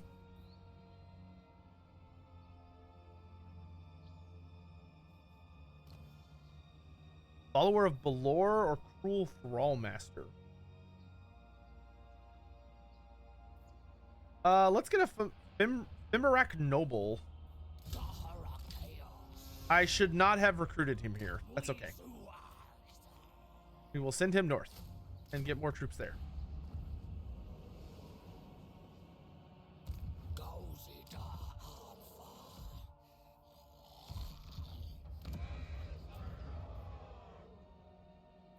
I could get Lord of Beasts with Perceptive. Lord of Death with... Wow, that's amazing. +2 Winds of Magic faction wide. Yeah, that's not overpowered at all.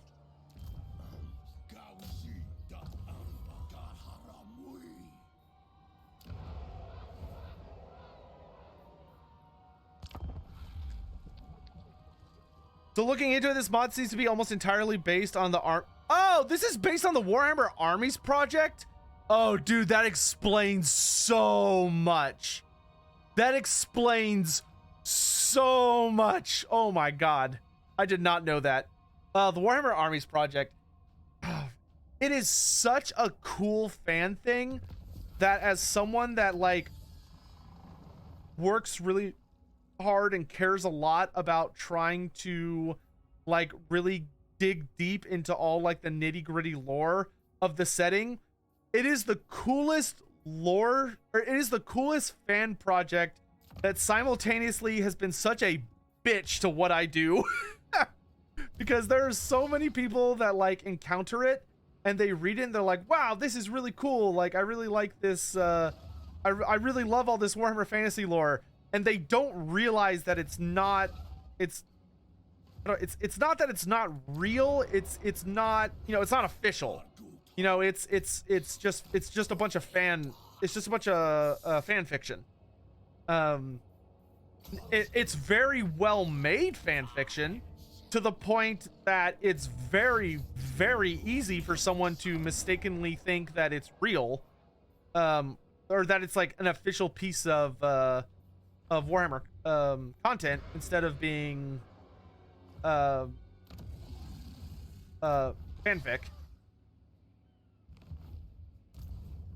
Monster Money, if you would come outside and fight me, I'd really appreciate it. Ah, good boy. I don't care, my warriors. Die. We've got plenty of slaves. Let's sacrifice them to the dark gods.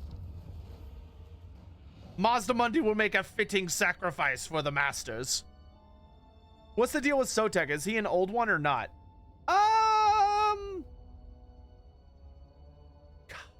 Kind of.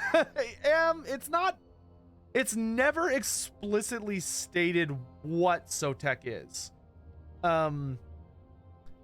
It is my genuine belief, based on everything I've read and based on how the Warhammer universe functions, it is my belief that Sotek is not an old one. He's not. Instead, what he is that he is basically a Hail Mary by the old ones. He is, oh, you know what? Instead of attacking that, I'm going to do this. And I'm going to recruit some new boys. Oh, man, I can get some, like, cool stuff now. Sure, we can wait 4 turns. Fine with me. Oh, dang it. Everything's really expensive.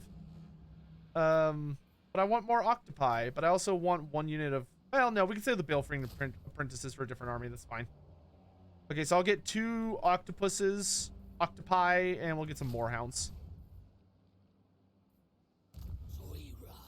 I want you to head for Machu Picchu. Do I think Fimir could be added to Beastmen or Warriors of Chaos? Yeah, absolutely. If you can, listen, if you can have a creature in Norska, well, Beastmen, you could. Beastmen tend to be a bit more insular than a lot of people think they are. They tend to be not as open-minded when it comes to allowing others to like join them, because they're very jelly, and they tend to be be a little on the sassy side of things to non-beastmen, and they would see Fimir as non-beastmen. That being said, like, they might be open to the Fimir because the beastmen just hate humans more than anything else, and the Fimir also relate very heavily to the beastmen in that they were also once favored by the dark gods and then kind of abandoned. So you know, you could you could make an argument for it, and I don't think you'd be wrong.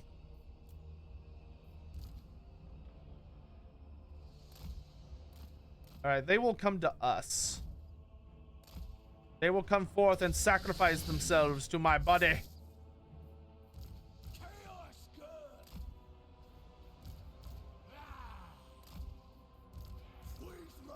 But yeah, so what I believe Sotek to be is, I believe, based on what evidence we have, that Sotek is basically, so the old ones have the gift of had the gift of prophecy. They had the ability to look into the future and see what was going to happen, fairly reliably. They weren't always right, but they were right a lot of the time. And I believe that what happened is that they looked into the future when Chaos was about to destroy them all, and they saw Sotek, and they saw a potential future where Sotek would come about, and they realized that the best thing they could do would be to encourage for this Sotek entity to come into existence, for him to appear. And so they crafted the plaque of Chakwa in order to leave behind instructions for the Lizardmen on how to achieve that specific future.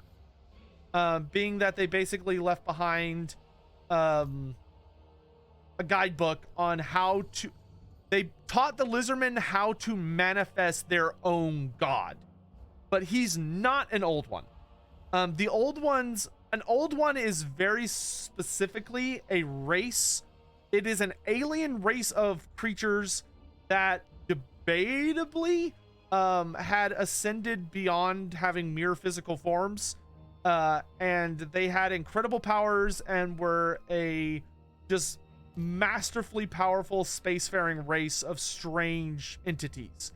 Sotek is a giant, big-ass snake. He's just a big old snake. He's the biggest snake you've ever seen. And he is a traditional god.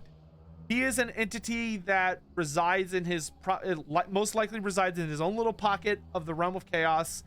And the Lizardmen, without realizing, I think, what exactly they were doing, manifested him into reality through immense worship and sacrifice.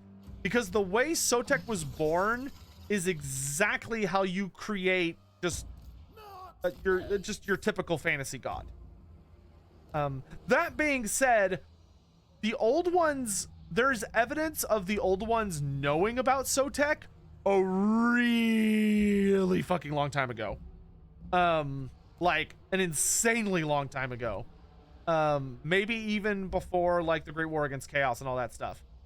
Because there are actually records in the lore about the ancient race of humans that used to live in the old world before they got pushed out by all the people that would eventually become the Empire, which were known as the oh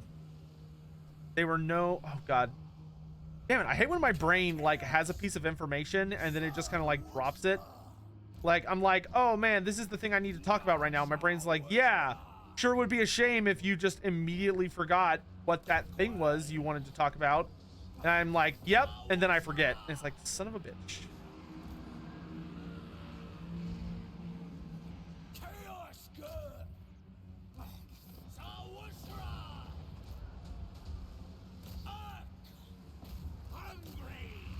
the hell were they called?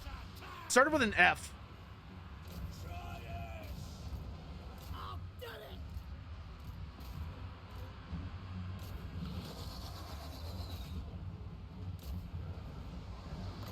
Falafel? You've been very persistent about trying to get me to say falafel. So I'll say falafel for you, but the answer is not falafel.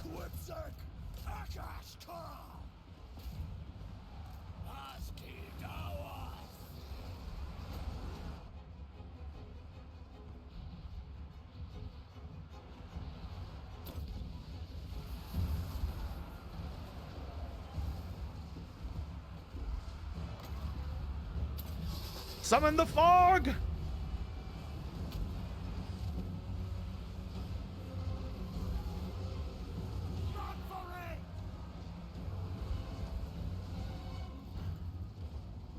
Okay, he should be regenerating now. Yep, good.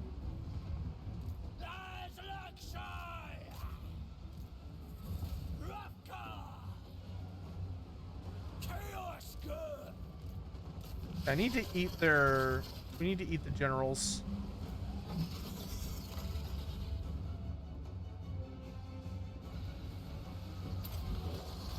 Summon the Kraken! That's not me, the other Kraken, the magic one, anyway.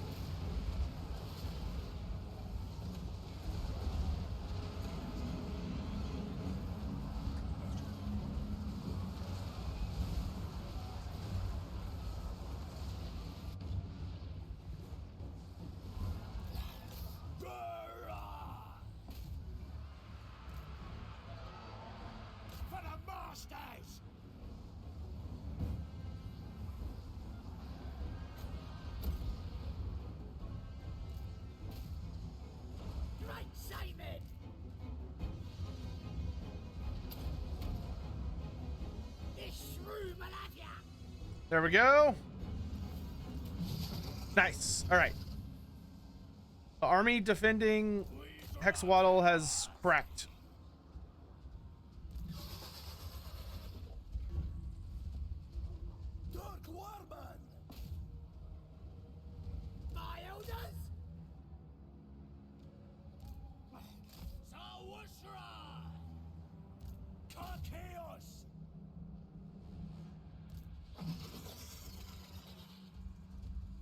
Hopefully we can kill the Stegodon and the if I could kill the Stegodon, the Temple Guard, that would be ideal.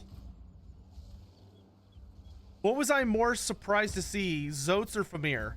Zotes. I was way more surprised to see Zotes because Zotes have a very interesting history in that, you know, they existed in fantasy and 40K, and they have a very interesting history in that they existed in both settings, and they were also an original species or race created by Games Workshop. So like most of the creatures and races and all that stuff that we have in Warhammer Fantasy don't actually originate from Games Workshop. They are straight out stolen from like other mythologies, or more often other fantasy universes. They are usually not like original IP things, but the Zotes are original to Warhammer Fantasy. Like Games Workshop came up with the Zote. However, the Zotes always operated in like a really weird spot. Number one, because they were characters. They were not a unit. You could not take a unit of Zotes in tabletop ever. The Zote was a hero that you could take. The other thing is that they didn't necessarily seem to fit any particular faction super well. I actually think they did a really good job. Like Wood Elves and Lizardmen were the two factions they worked the best with. But they were always a very mysterious race that didn't really have any simple like answers. So I was very surprised to see them. I was also very surprised to see that they had such a beautiful design, because the old Zotes, as much as I love them, were hideous to look at. They were not very pretty models. They were very ugly models. But Games Workshop like basically came out and revealed a Zote model for Blood Bowl. And I was like, man, I would love to see that in Total War. And then they immediately put it in Total War. And I was like, oh, where they're a lot chunkier. And the Zotes, they look absolutely incredible. And their implementation was also beautifully done. Absolutely beautifully done. Oh, Sage Kinshu, can I get a lore fact on the Sisters of Twilight? Sadie, what are you doing? Hey, come here. Come say hi to chat. Sadie Bear, come here.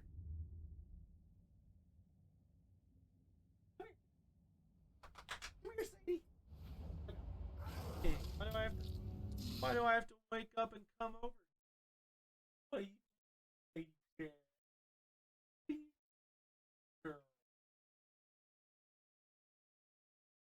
Like, why are we still awake? Why must I wake up when I could be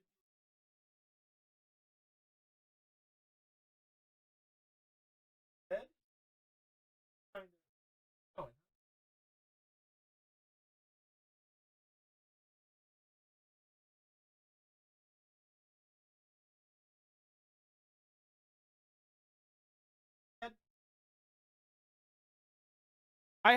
I'm not sure if she likes that bit or not. I feel like she's kind of still on the fence about it a bit. So like I'm wondering if I should try getting another one. But you know, we'll play it by ear. What mod is this? This is OVN's Lost Faction mod for the Fimir race. Oh, barks. What are you barking at? What are you barking at? Goodness, big girl barks. Oh, we're growling too? Oh my goodness. What is it, Sadie? What are you barking at?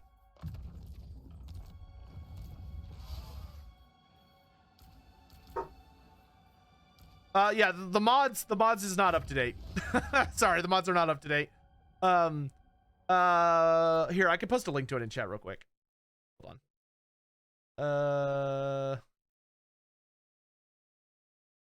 Yeah, I'm sorry, Total War Civ. I know, I'm a terrible streamer.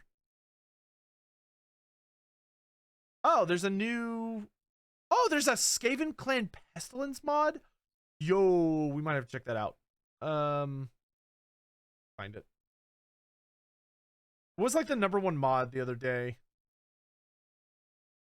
Dwarf polearms? Oh, that's just heresy. That's just heresy. Here it is. Share.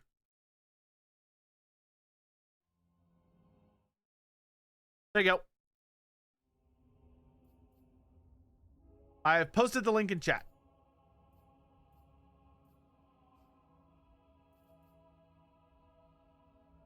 Okay, I think we can pull away from magic a little bit and start focusing on our blue and red tree.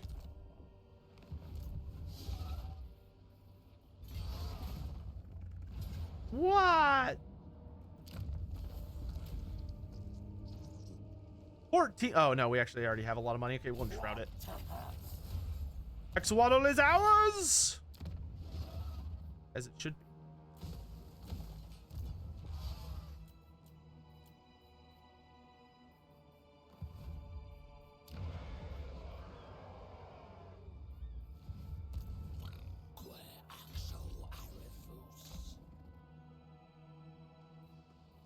All right, let's get you 2 apprentices and then some warriors to start. Upgrade that so we can get swamp demons. Actually wouldn't mind some furies just to give me something that can dive down on like enemy ranged units. We'll do this for cheaper growth or cheaper construction. Iron doesn't really do much. This one's kind of exposed, but I could also use it for just more money. Always use more money.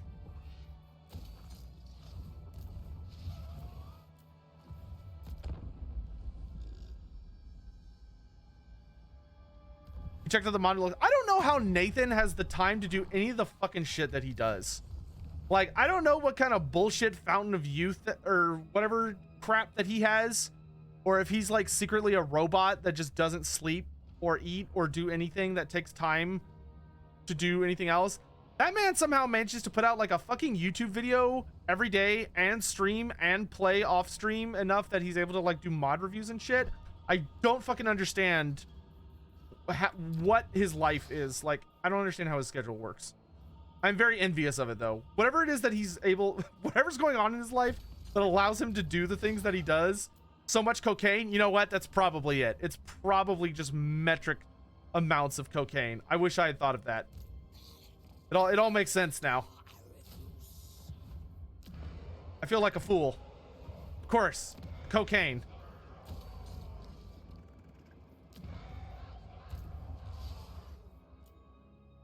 All right, Kroll, we're gonna fall back so that we can get more troops.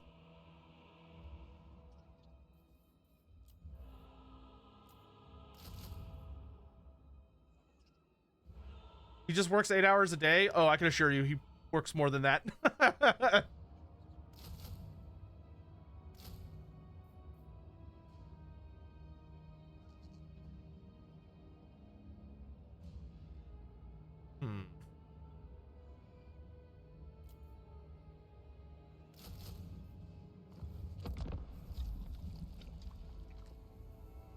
All right, Sisters of Twilight lore. Let's see. Good lore fact about the Sisters of Twilight.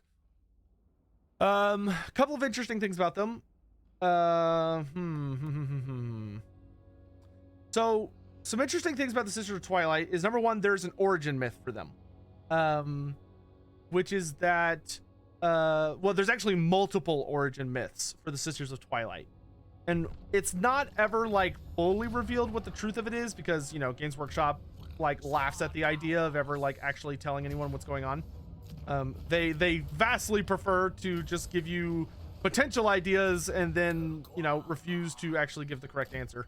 But in any event, one of the things that they talk about a lot are that the Sisters of Twilight, they just appeared one day, right? They literally just showed up. Nobody had ever seen them before. They almost like just magically manifested out of Athel Loren. And everyone could tell just by looking at them that there was something different about them. You know, there was something potent, something powerful. And the thing that's very interesting about them is that the Sisters of Twilight are really between one of two things. The first theory is that the two of them are actually a young elven girl, like just like a genuine, just regular elf child who got lost in Athel Loren and eventually wandered her way into the Dreaming Wood, which is kind of like the other realm that kind of connects to the realm of chaos. And while in the absolute depths of the forest, she was kind of irrevocably changed. Irreversibly, we'll go with that. Changed. And she was split in half. And half of her, the darker side of her nature, became one sister, and the lighter side of her nature became the other sister. So, there are some that believe that is true, that she is just literally, and if I recall correctly, there are vague implications that there's a grain of truth to this, that she was originally, in fact, a normal elven child who wandered into the woods, because there are like some vague references that there was a notable incident where that occurred, which, granted, it's not beyond the not beyond possibilities when dealing with Athel Loren, that elf children vanish from time to time. That actually does happen, sadly. Not, you know, it happens often enough that it's a genuine concern / threat that they have to think about and deal with. Let's get faster.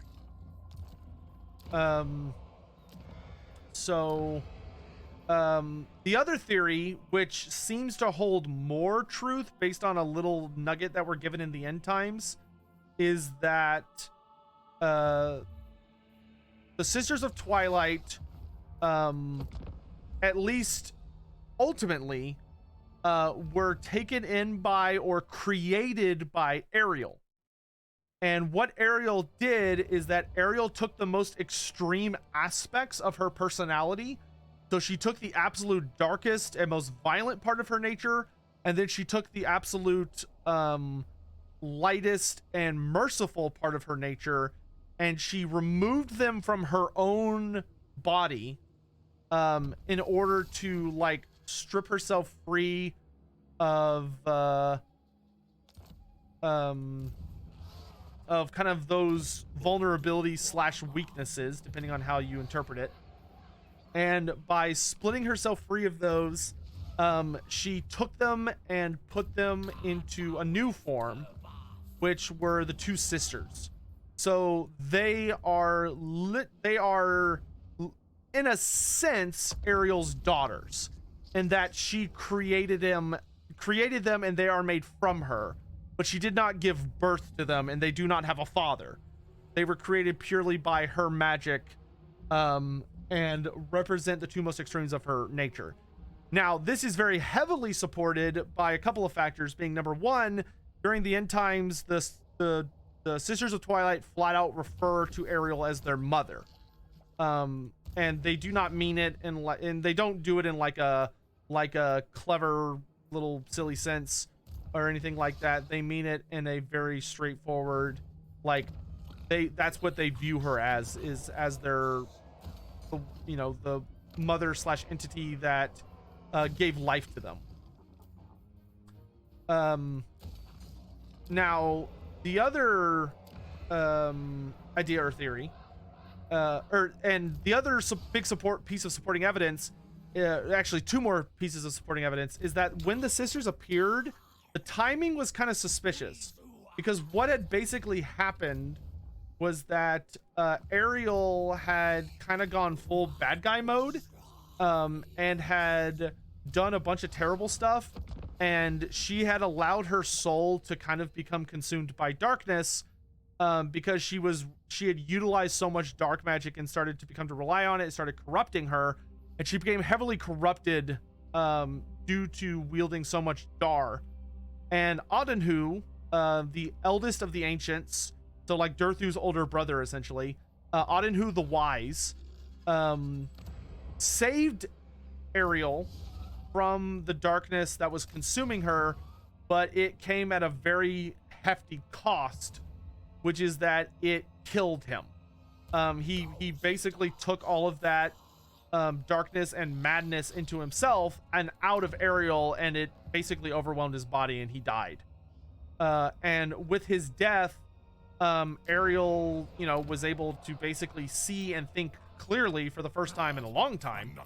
And when she did so, you know, she was horrified at what she had done, and she retreated away.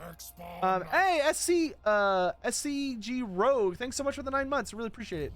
Also, Noob to Hire, thank you so much for the 8 months. Good to see you, my dude. How you been? So in any event, so when Ariel retreated away, it would make sense that she understood that the most extreme aspects of her nature were responsible for this fall of hers, and so she decided to separate them from herself to remove her greatest extremes. That way she could be more in control of herself, and also, you know, make sure this kind of stuff doesn't happen again.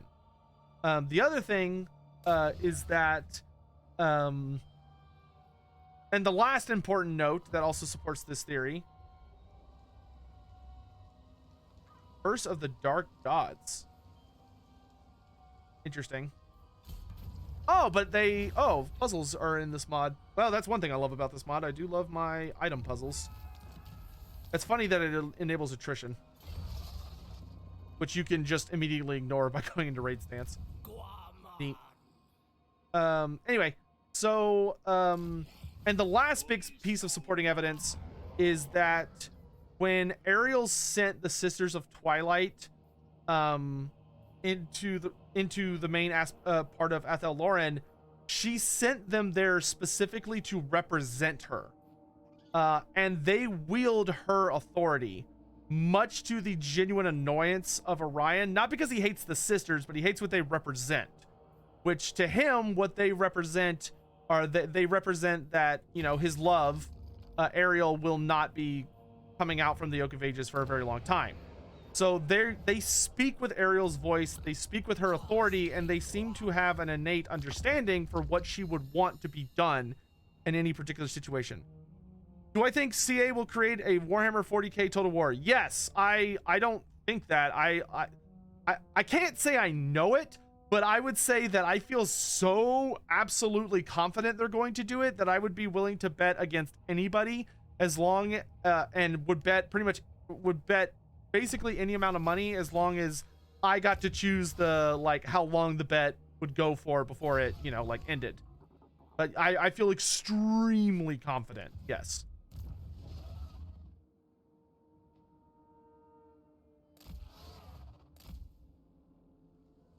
Now, is it going to be good? Who knows? We can only hope.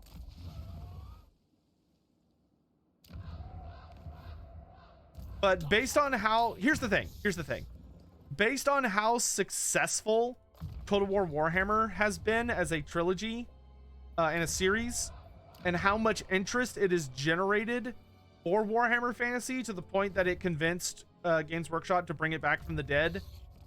When you consider all those factors together, and then you also consider the fact that, as much as I hate to say it and admit it, 40k is just frankly a lot more popular than fantasy is. And finally, and most importantly, that CA and Games Workshop both really, really, really like money, it would be absolutely absurd for them not to do it.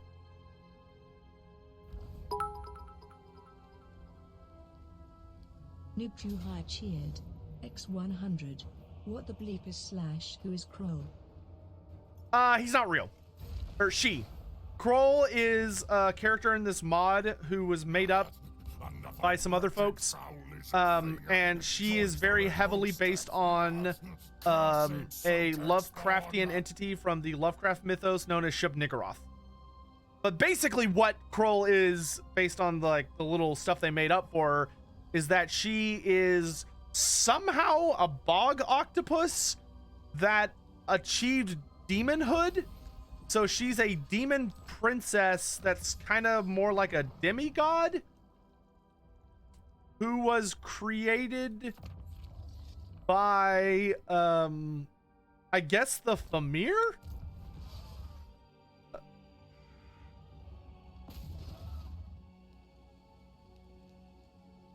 But basically, she's an octopus demon prince, who the Fimir, who's trying to evolve into like full godhood instead of just like demi-godhood.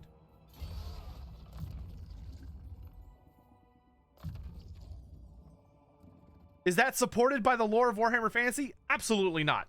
Is it kind of interesting? Yeah, sure.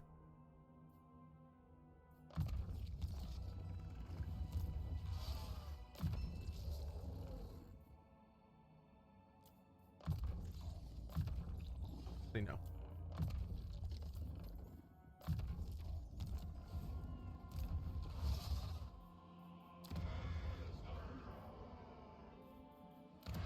Okay, so we've got our second temple up. If we upgrade Hexwaddle, we'll be on our way to a third. Holy shit! Hey, Thalion, you son of a bitch! Hey, Total War Civ, thanks so much for the Prime sub. I really appreciate that. Also, new to hire, thanks for the bits. Eckhart, your Thalion, thanks so much for the 10 gift subs. I really appreciate it. Thank you so much. That's super generous of you. If you got gifted a sub, please be sure to thank him. Stuff ain't cheap. Man's out here gifting subs in this economy. You better thank him. You better thank him.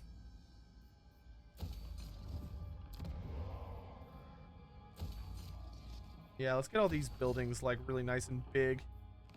I like them big. Oh wait, but if I wait a turn, I can get discounts. And I do like discounts.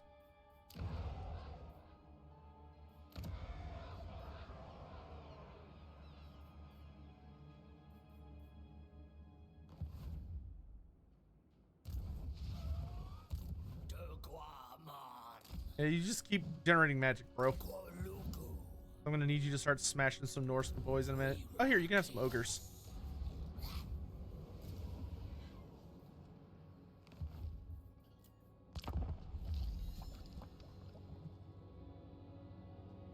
Anyway, hopefully that was an interesting enough lore fact for you, Sage.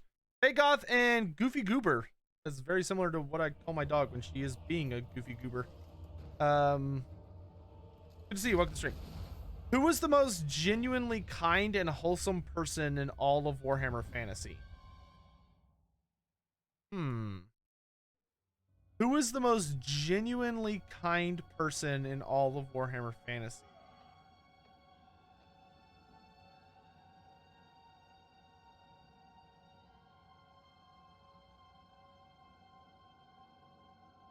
Do you want like a human specifically? Like when you say person, do you want a human, or are you asking more like who is the kindest entity? Because those are technically two different answers.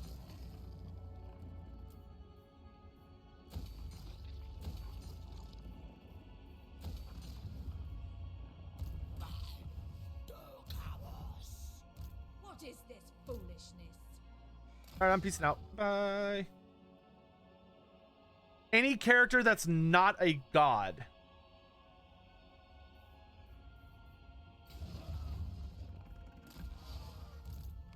Most kind and wholesome.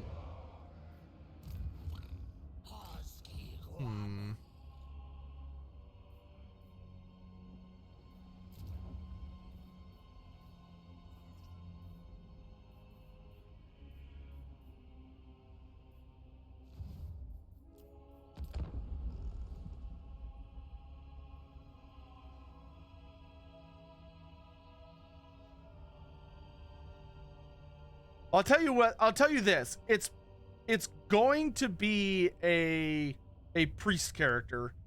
It's either going to be a priestess of Valea, a priestess of Shalia, or a priestess of like Aisha. It'll be one of those three.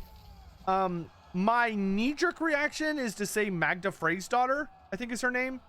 Who is the she is the like the leading priestess of Valea that is present in she's the leading priestess of Valea that's present in Carrick 8 Peaks.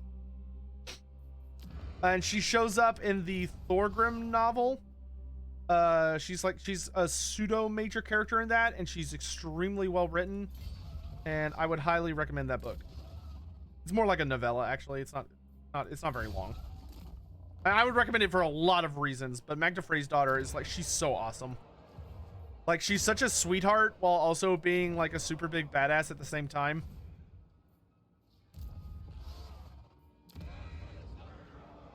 And she's able to deal with like Thorgrim Grudgebearer and Belagar Ironhammer when both of them are just being ornery shitheads. Like, they're both just being jerks.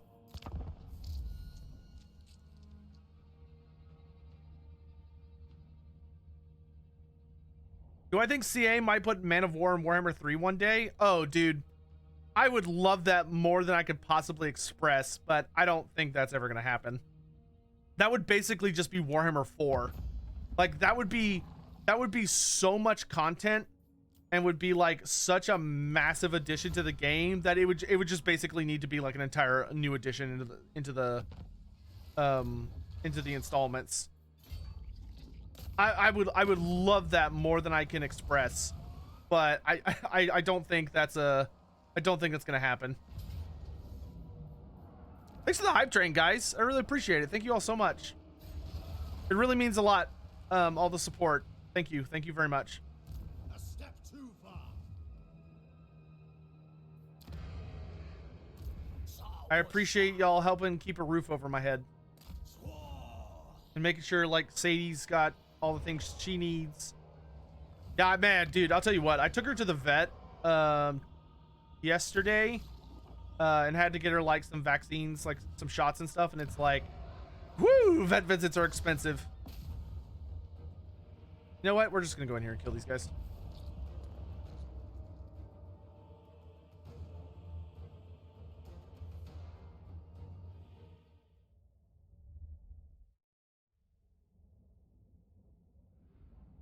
What are the odds of Total War Age of Sigmar? I would say pretty high.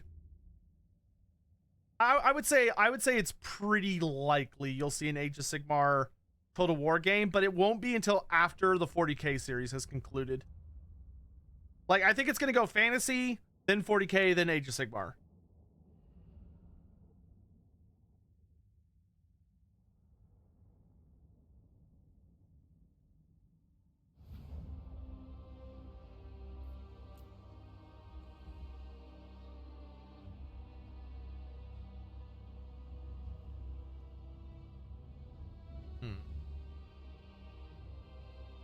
I think we'll go in these ways.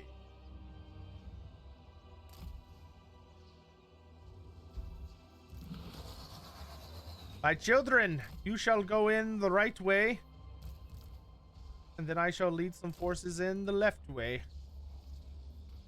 Chaos good. Chaos. Freeze rock chaos.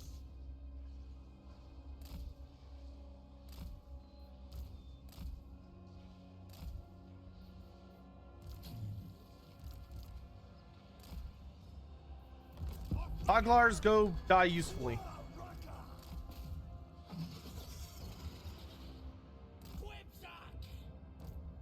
Oh, I forgot my shaman. Oops.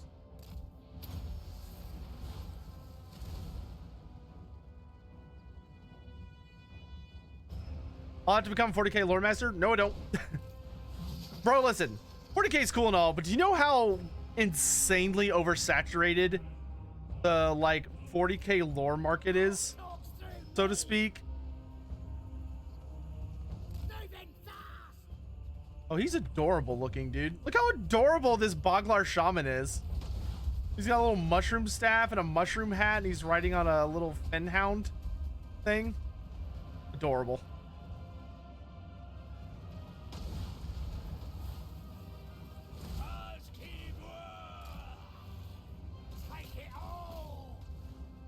What faction do I want OVN to do? I don't know. I'd have to look at what they, like, haven't done yet. OVN, like, I'll give those guys all the credit where it's due. They have, like, they put out a lot of stuff. Nupu High cheered. X100. Elspeth von Draken calls your name. No, she doesn't. Shut up.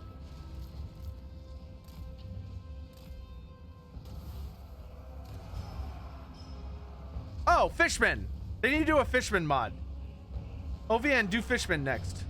There we go. That would be impressive.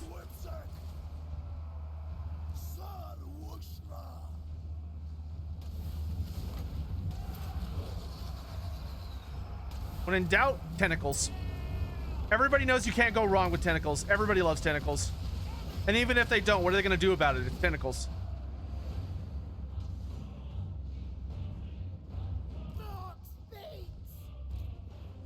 Oh, goody, we're in.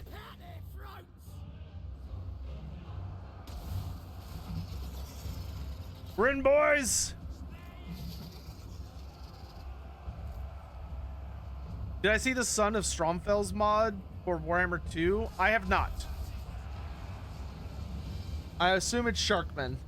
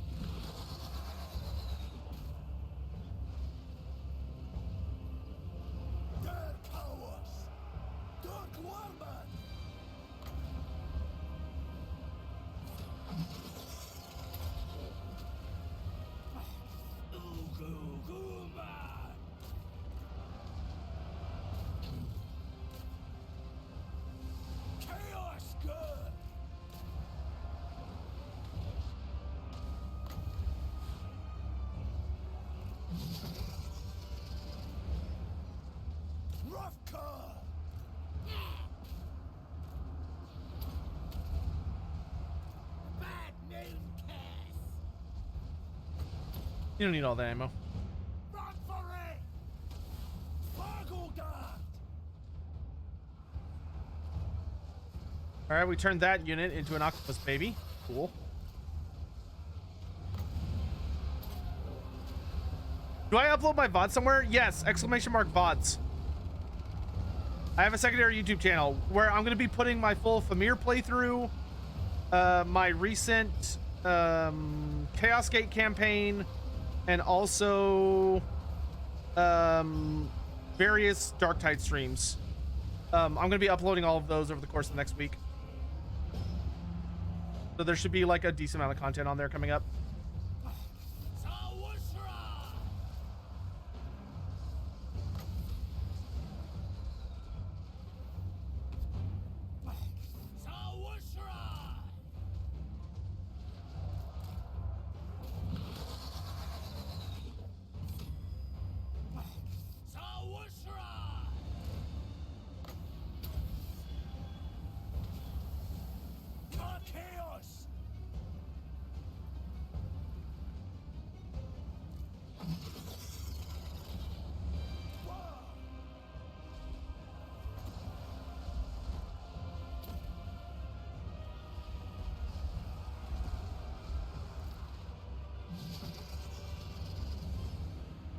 Are we gonna start up Lorebeards again? I don't know. I'll be honest, I don't know. Me and Nathan are basically on completely opposite schedules right now, and I have been thinking a lot about what I want to do about Lorebeards, because Lorebeards is my baby, you know. I'm really proud of it, and it did a lot of good things, and I want it to continue, but I am growing increasingly convinced that it cannot continue in its current form. So I have been thinking about how to potentially change and evolve it. But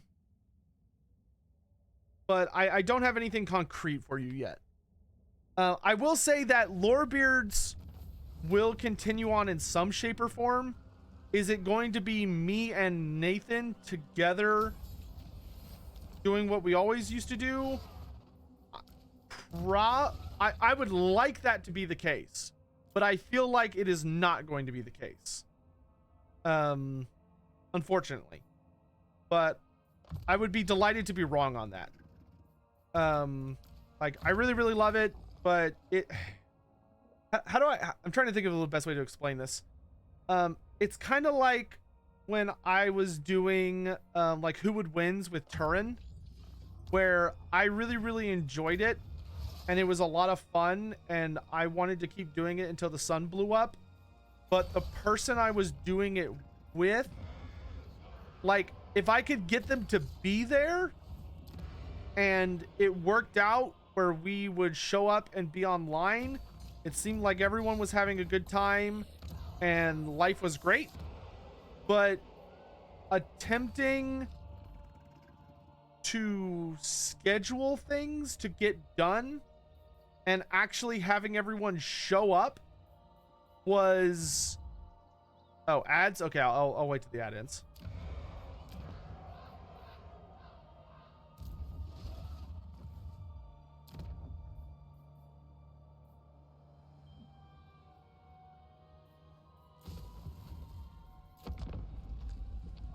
Oh, I shouldn't have done that, actually. That would be a good province to go heavy on money, now I think about it, because there's gold there.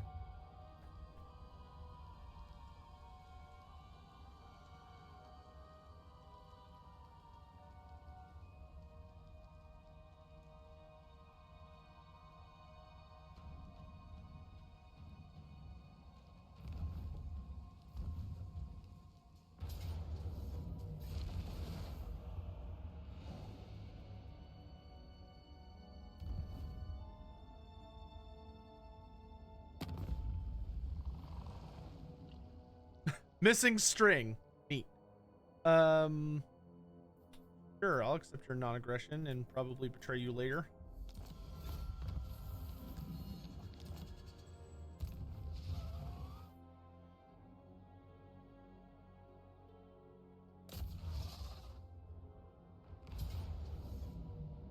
don't really care if the Boglars die. We're just gonna raid it and peace out. You sucker.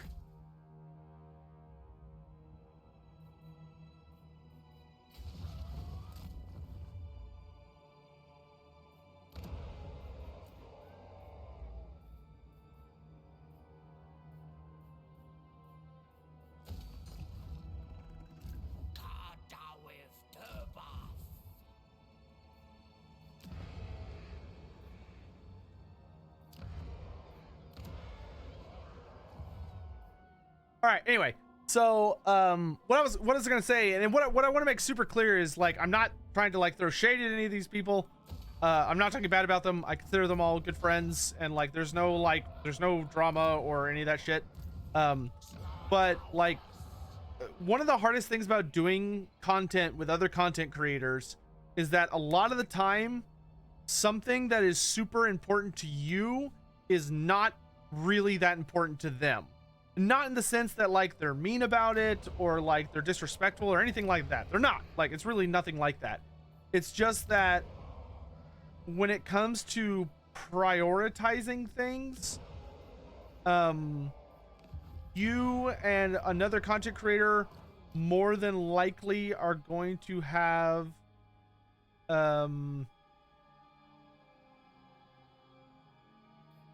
very different very different priorities, which is not necessarily a bad thing. Like it's just life. Like it's not something worth like losing sleep over or being worried about or anything like that. Like it, you know, it's just a normal part of life. So you know, it's like that with a lot of friends too, where like you might schedule like a party, or you might be like, hey, you know, we should have a board game night, or we should go out to dinner every Friday, or maybe we should get together and cook on like the 15th day of every month or whatever, the first Monday or the first Saturday of every month or whatever. And like your friends are like, oh yeah, that'd be great. And like when they show up, it's awesome and everybody has a good time, but they just don't show up most of the time because like they just forget, or they don't set alarms, or like maybe they just don't want to go but they're not willing to say it to you because they don't want to hurt your feelings or something. Like, so that is what Lorebeards is going through. is that it just, yeah, that's what the situation is. Like nothing bad or concerning or evil or whatever is happening. It's just that Nathan's kind of doing his thing and living his life, and I'm kind of doing my thing and living my life, and they're just not meshing right now. And that's okay. Like it is not, I do not consider it to be a super concerning thing. I know it sucks for people that like really like Lorebeards, and they're like, you know, oh, but I want Lorebeards like every week reliably. I really want to do Lorebeards. But I think the thing that I'm thinking I need to do is that I think what needs to happen for Lorebeards is that it needs to be relaunched. And I'm probably going to bring on a different partner, like a different creator, for like the weekly stuff. Someone who is on this side of the planet, preferably. Because that's the biggest issue, is the time zones. Like if me and Nathan lived in the same time zone, I honestly think that like we would not have any issues whatsoever. And Lorebeards would be much easier to do.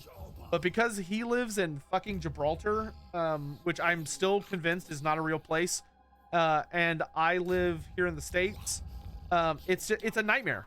It's a nightmare. Like it's a huge pain in the ass to schedule anything.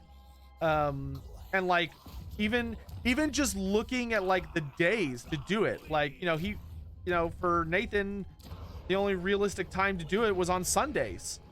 And I hate doing stuff on Sundays. Sundays is not a good day for me. I try to kind of treat YouTube stuff sort of like a typical job, in that like I kind of want it to be Monday through Friday most of the time, with lighter stuff on lighter stuff on Sundays and Saturdays, but that's not really an option right now. That's kind of what I'm thinking, is maybe having someone on who cares a lot about Warhammer, at least in various different aspects, because that's always the tricky part, right? Like, it's easy to find a co-host. It's difficult to find a co-host that cares about the same shit you do and also can bring a lot of their own stuff to the table. Like, Nathan was a really good co-host because while me and Nathan really liked Warhammer lore, and we also really liked Total War Warhammer and all this other stuff, we had different focuses. Like, I would say that my focus tended to be very much on, like, I had more of a focus on, compared to Nathan, I had more of a focus on the multiplayer scene, on,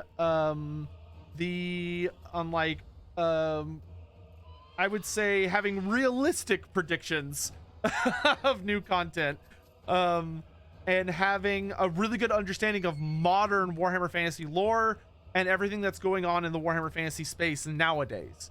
Whereas I would say Nathan's strong suit was that Nathan knew a shitload more than I did when it came to old Warhammer Fantasy, like anything before 6th edition. Like, he knew way more than I did about 1st, 2nd, 3rd, 4th, and 5th edition. Nathan, I think, was also a lot more interesting to listen to when it came to making wild predictions, to really putting on that tinfoil hat. And he also was much more into the mod space. Like, he always knows what's going on with modders. I would say that he's probably the most active pro mod Total War Warhammer streamer right now. Maybe next to like 1 or 2 other guys, but he's really big in the modding space. As far as like playing their mods, making videos about them, and supporting them. So, you know, that was a good combo. That being said, like, there are a couple people I need to reach out to and talk to, who I think could maybe make for some really good people. Like, they don't necessarily know as much about the lore, but they're really interested to learn about the lore, but they know other aspects of the Warhammer games that are like, they know like a shitload about those things.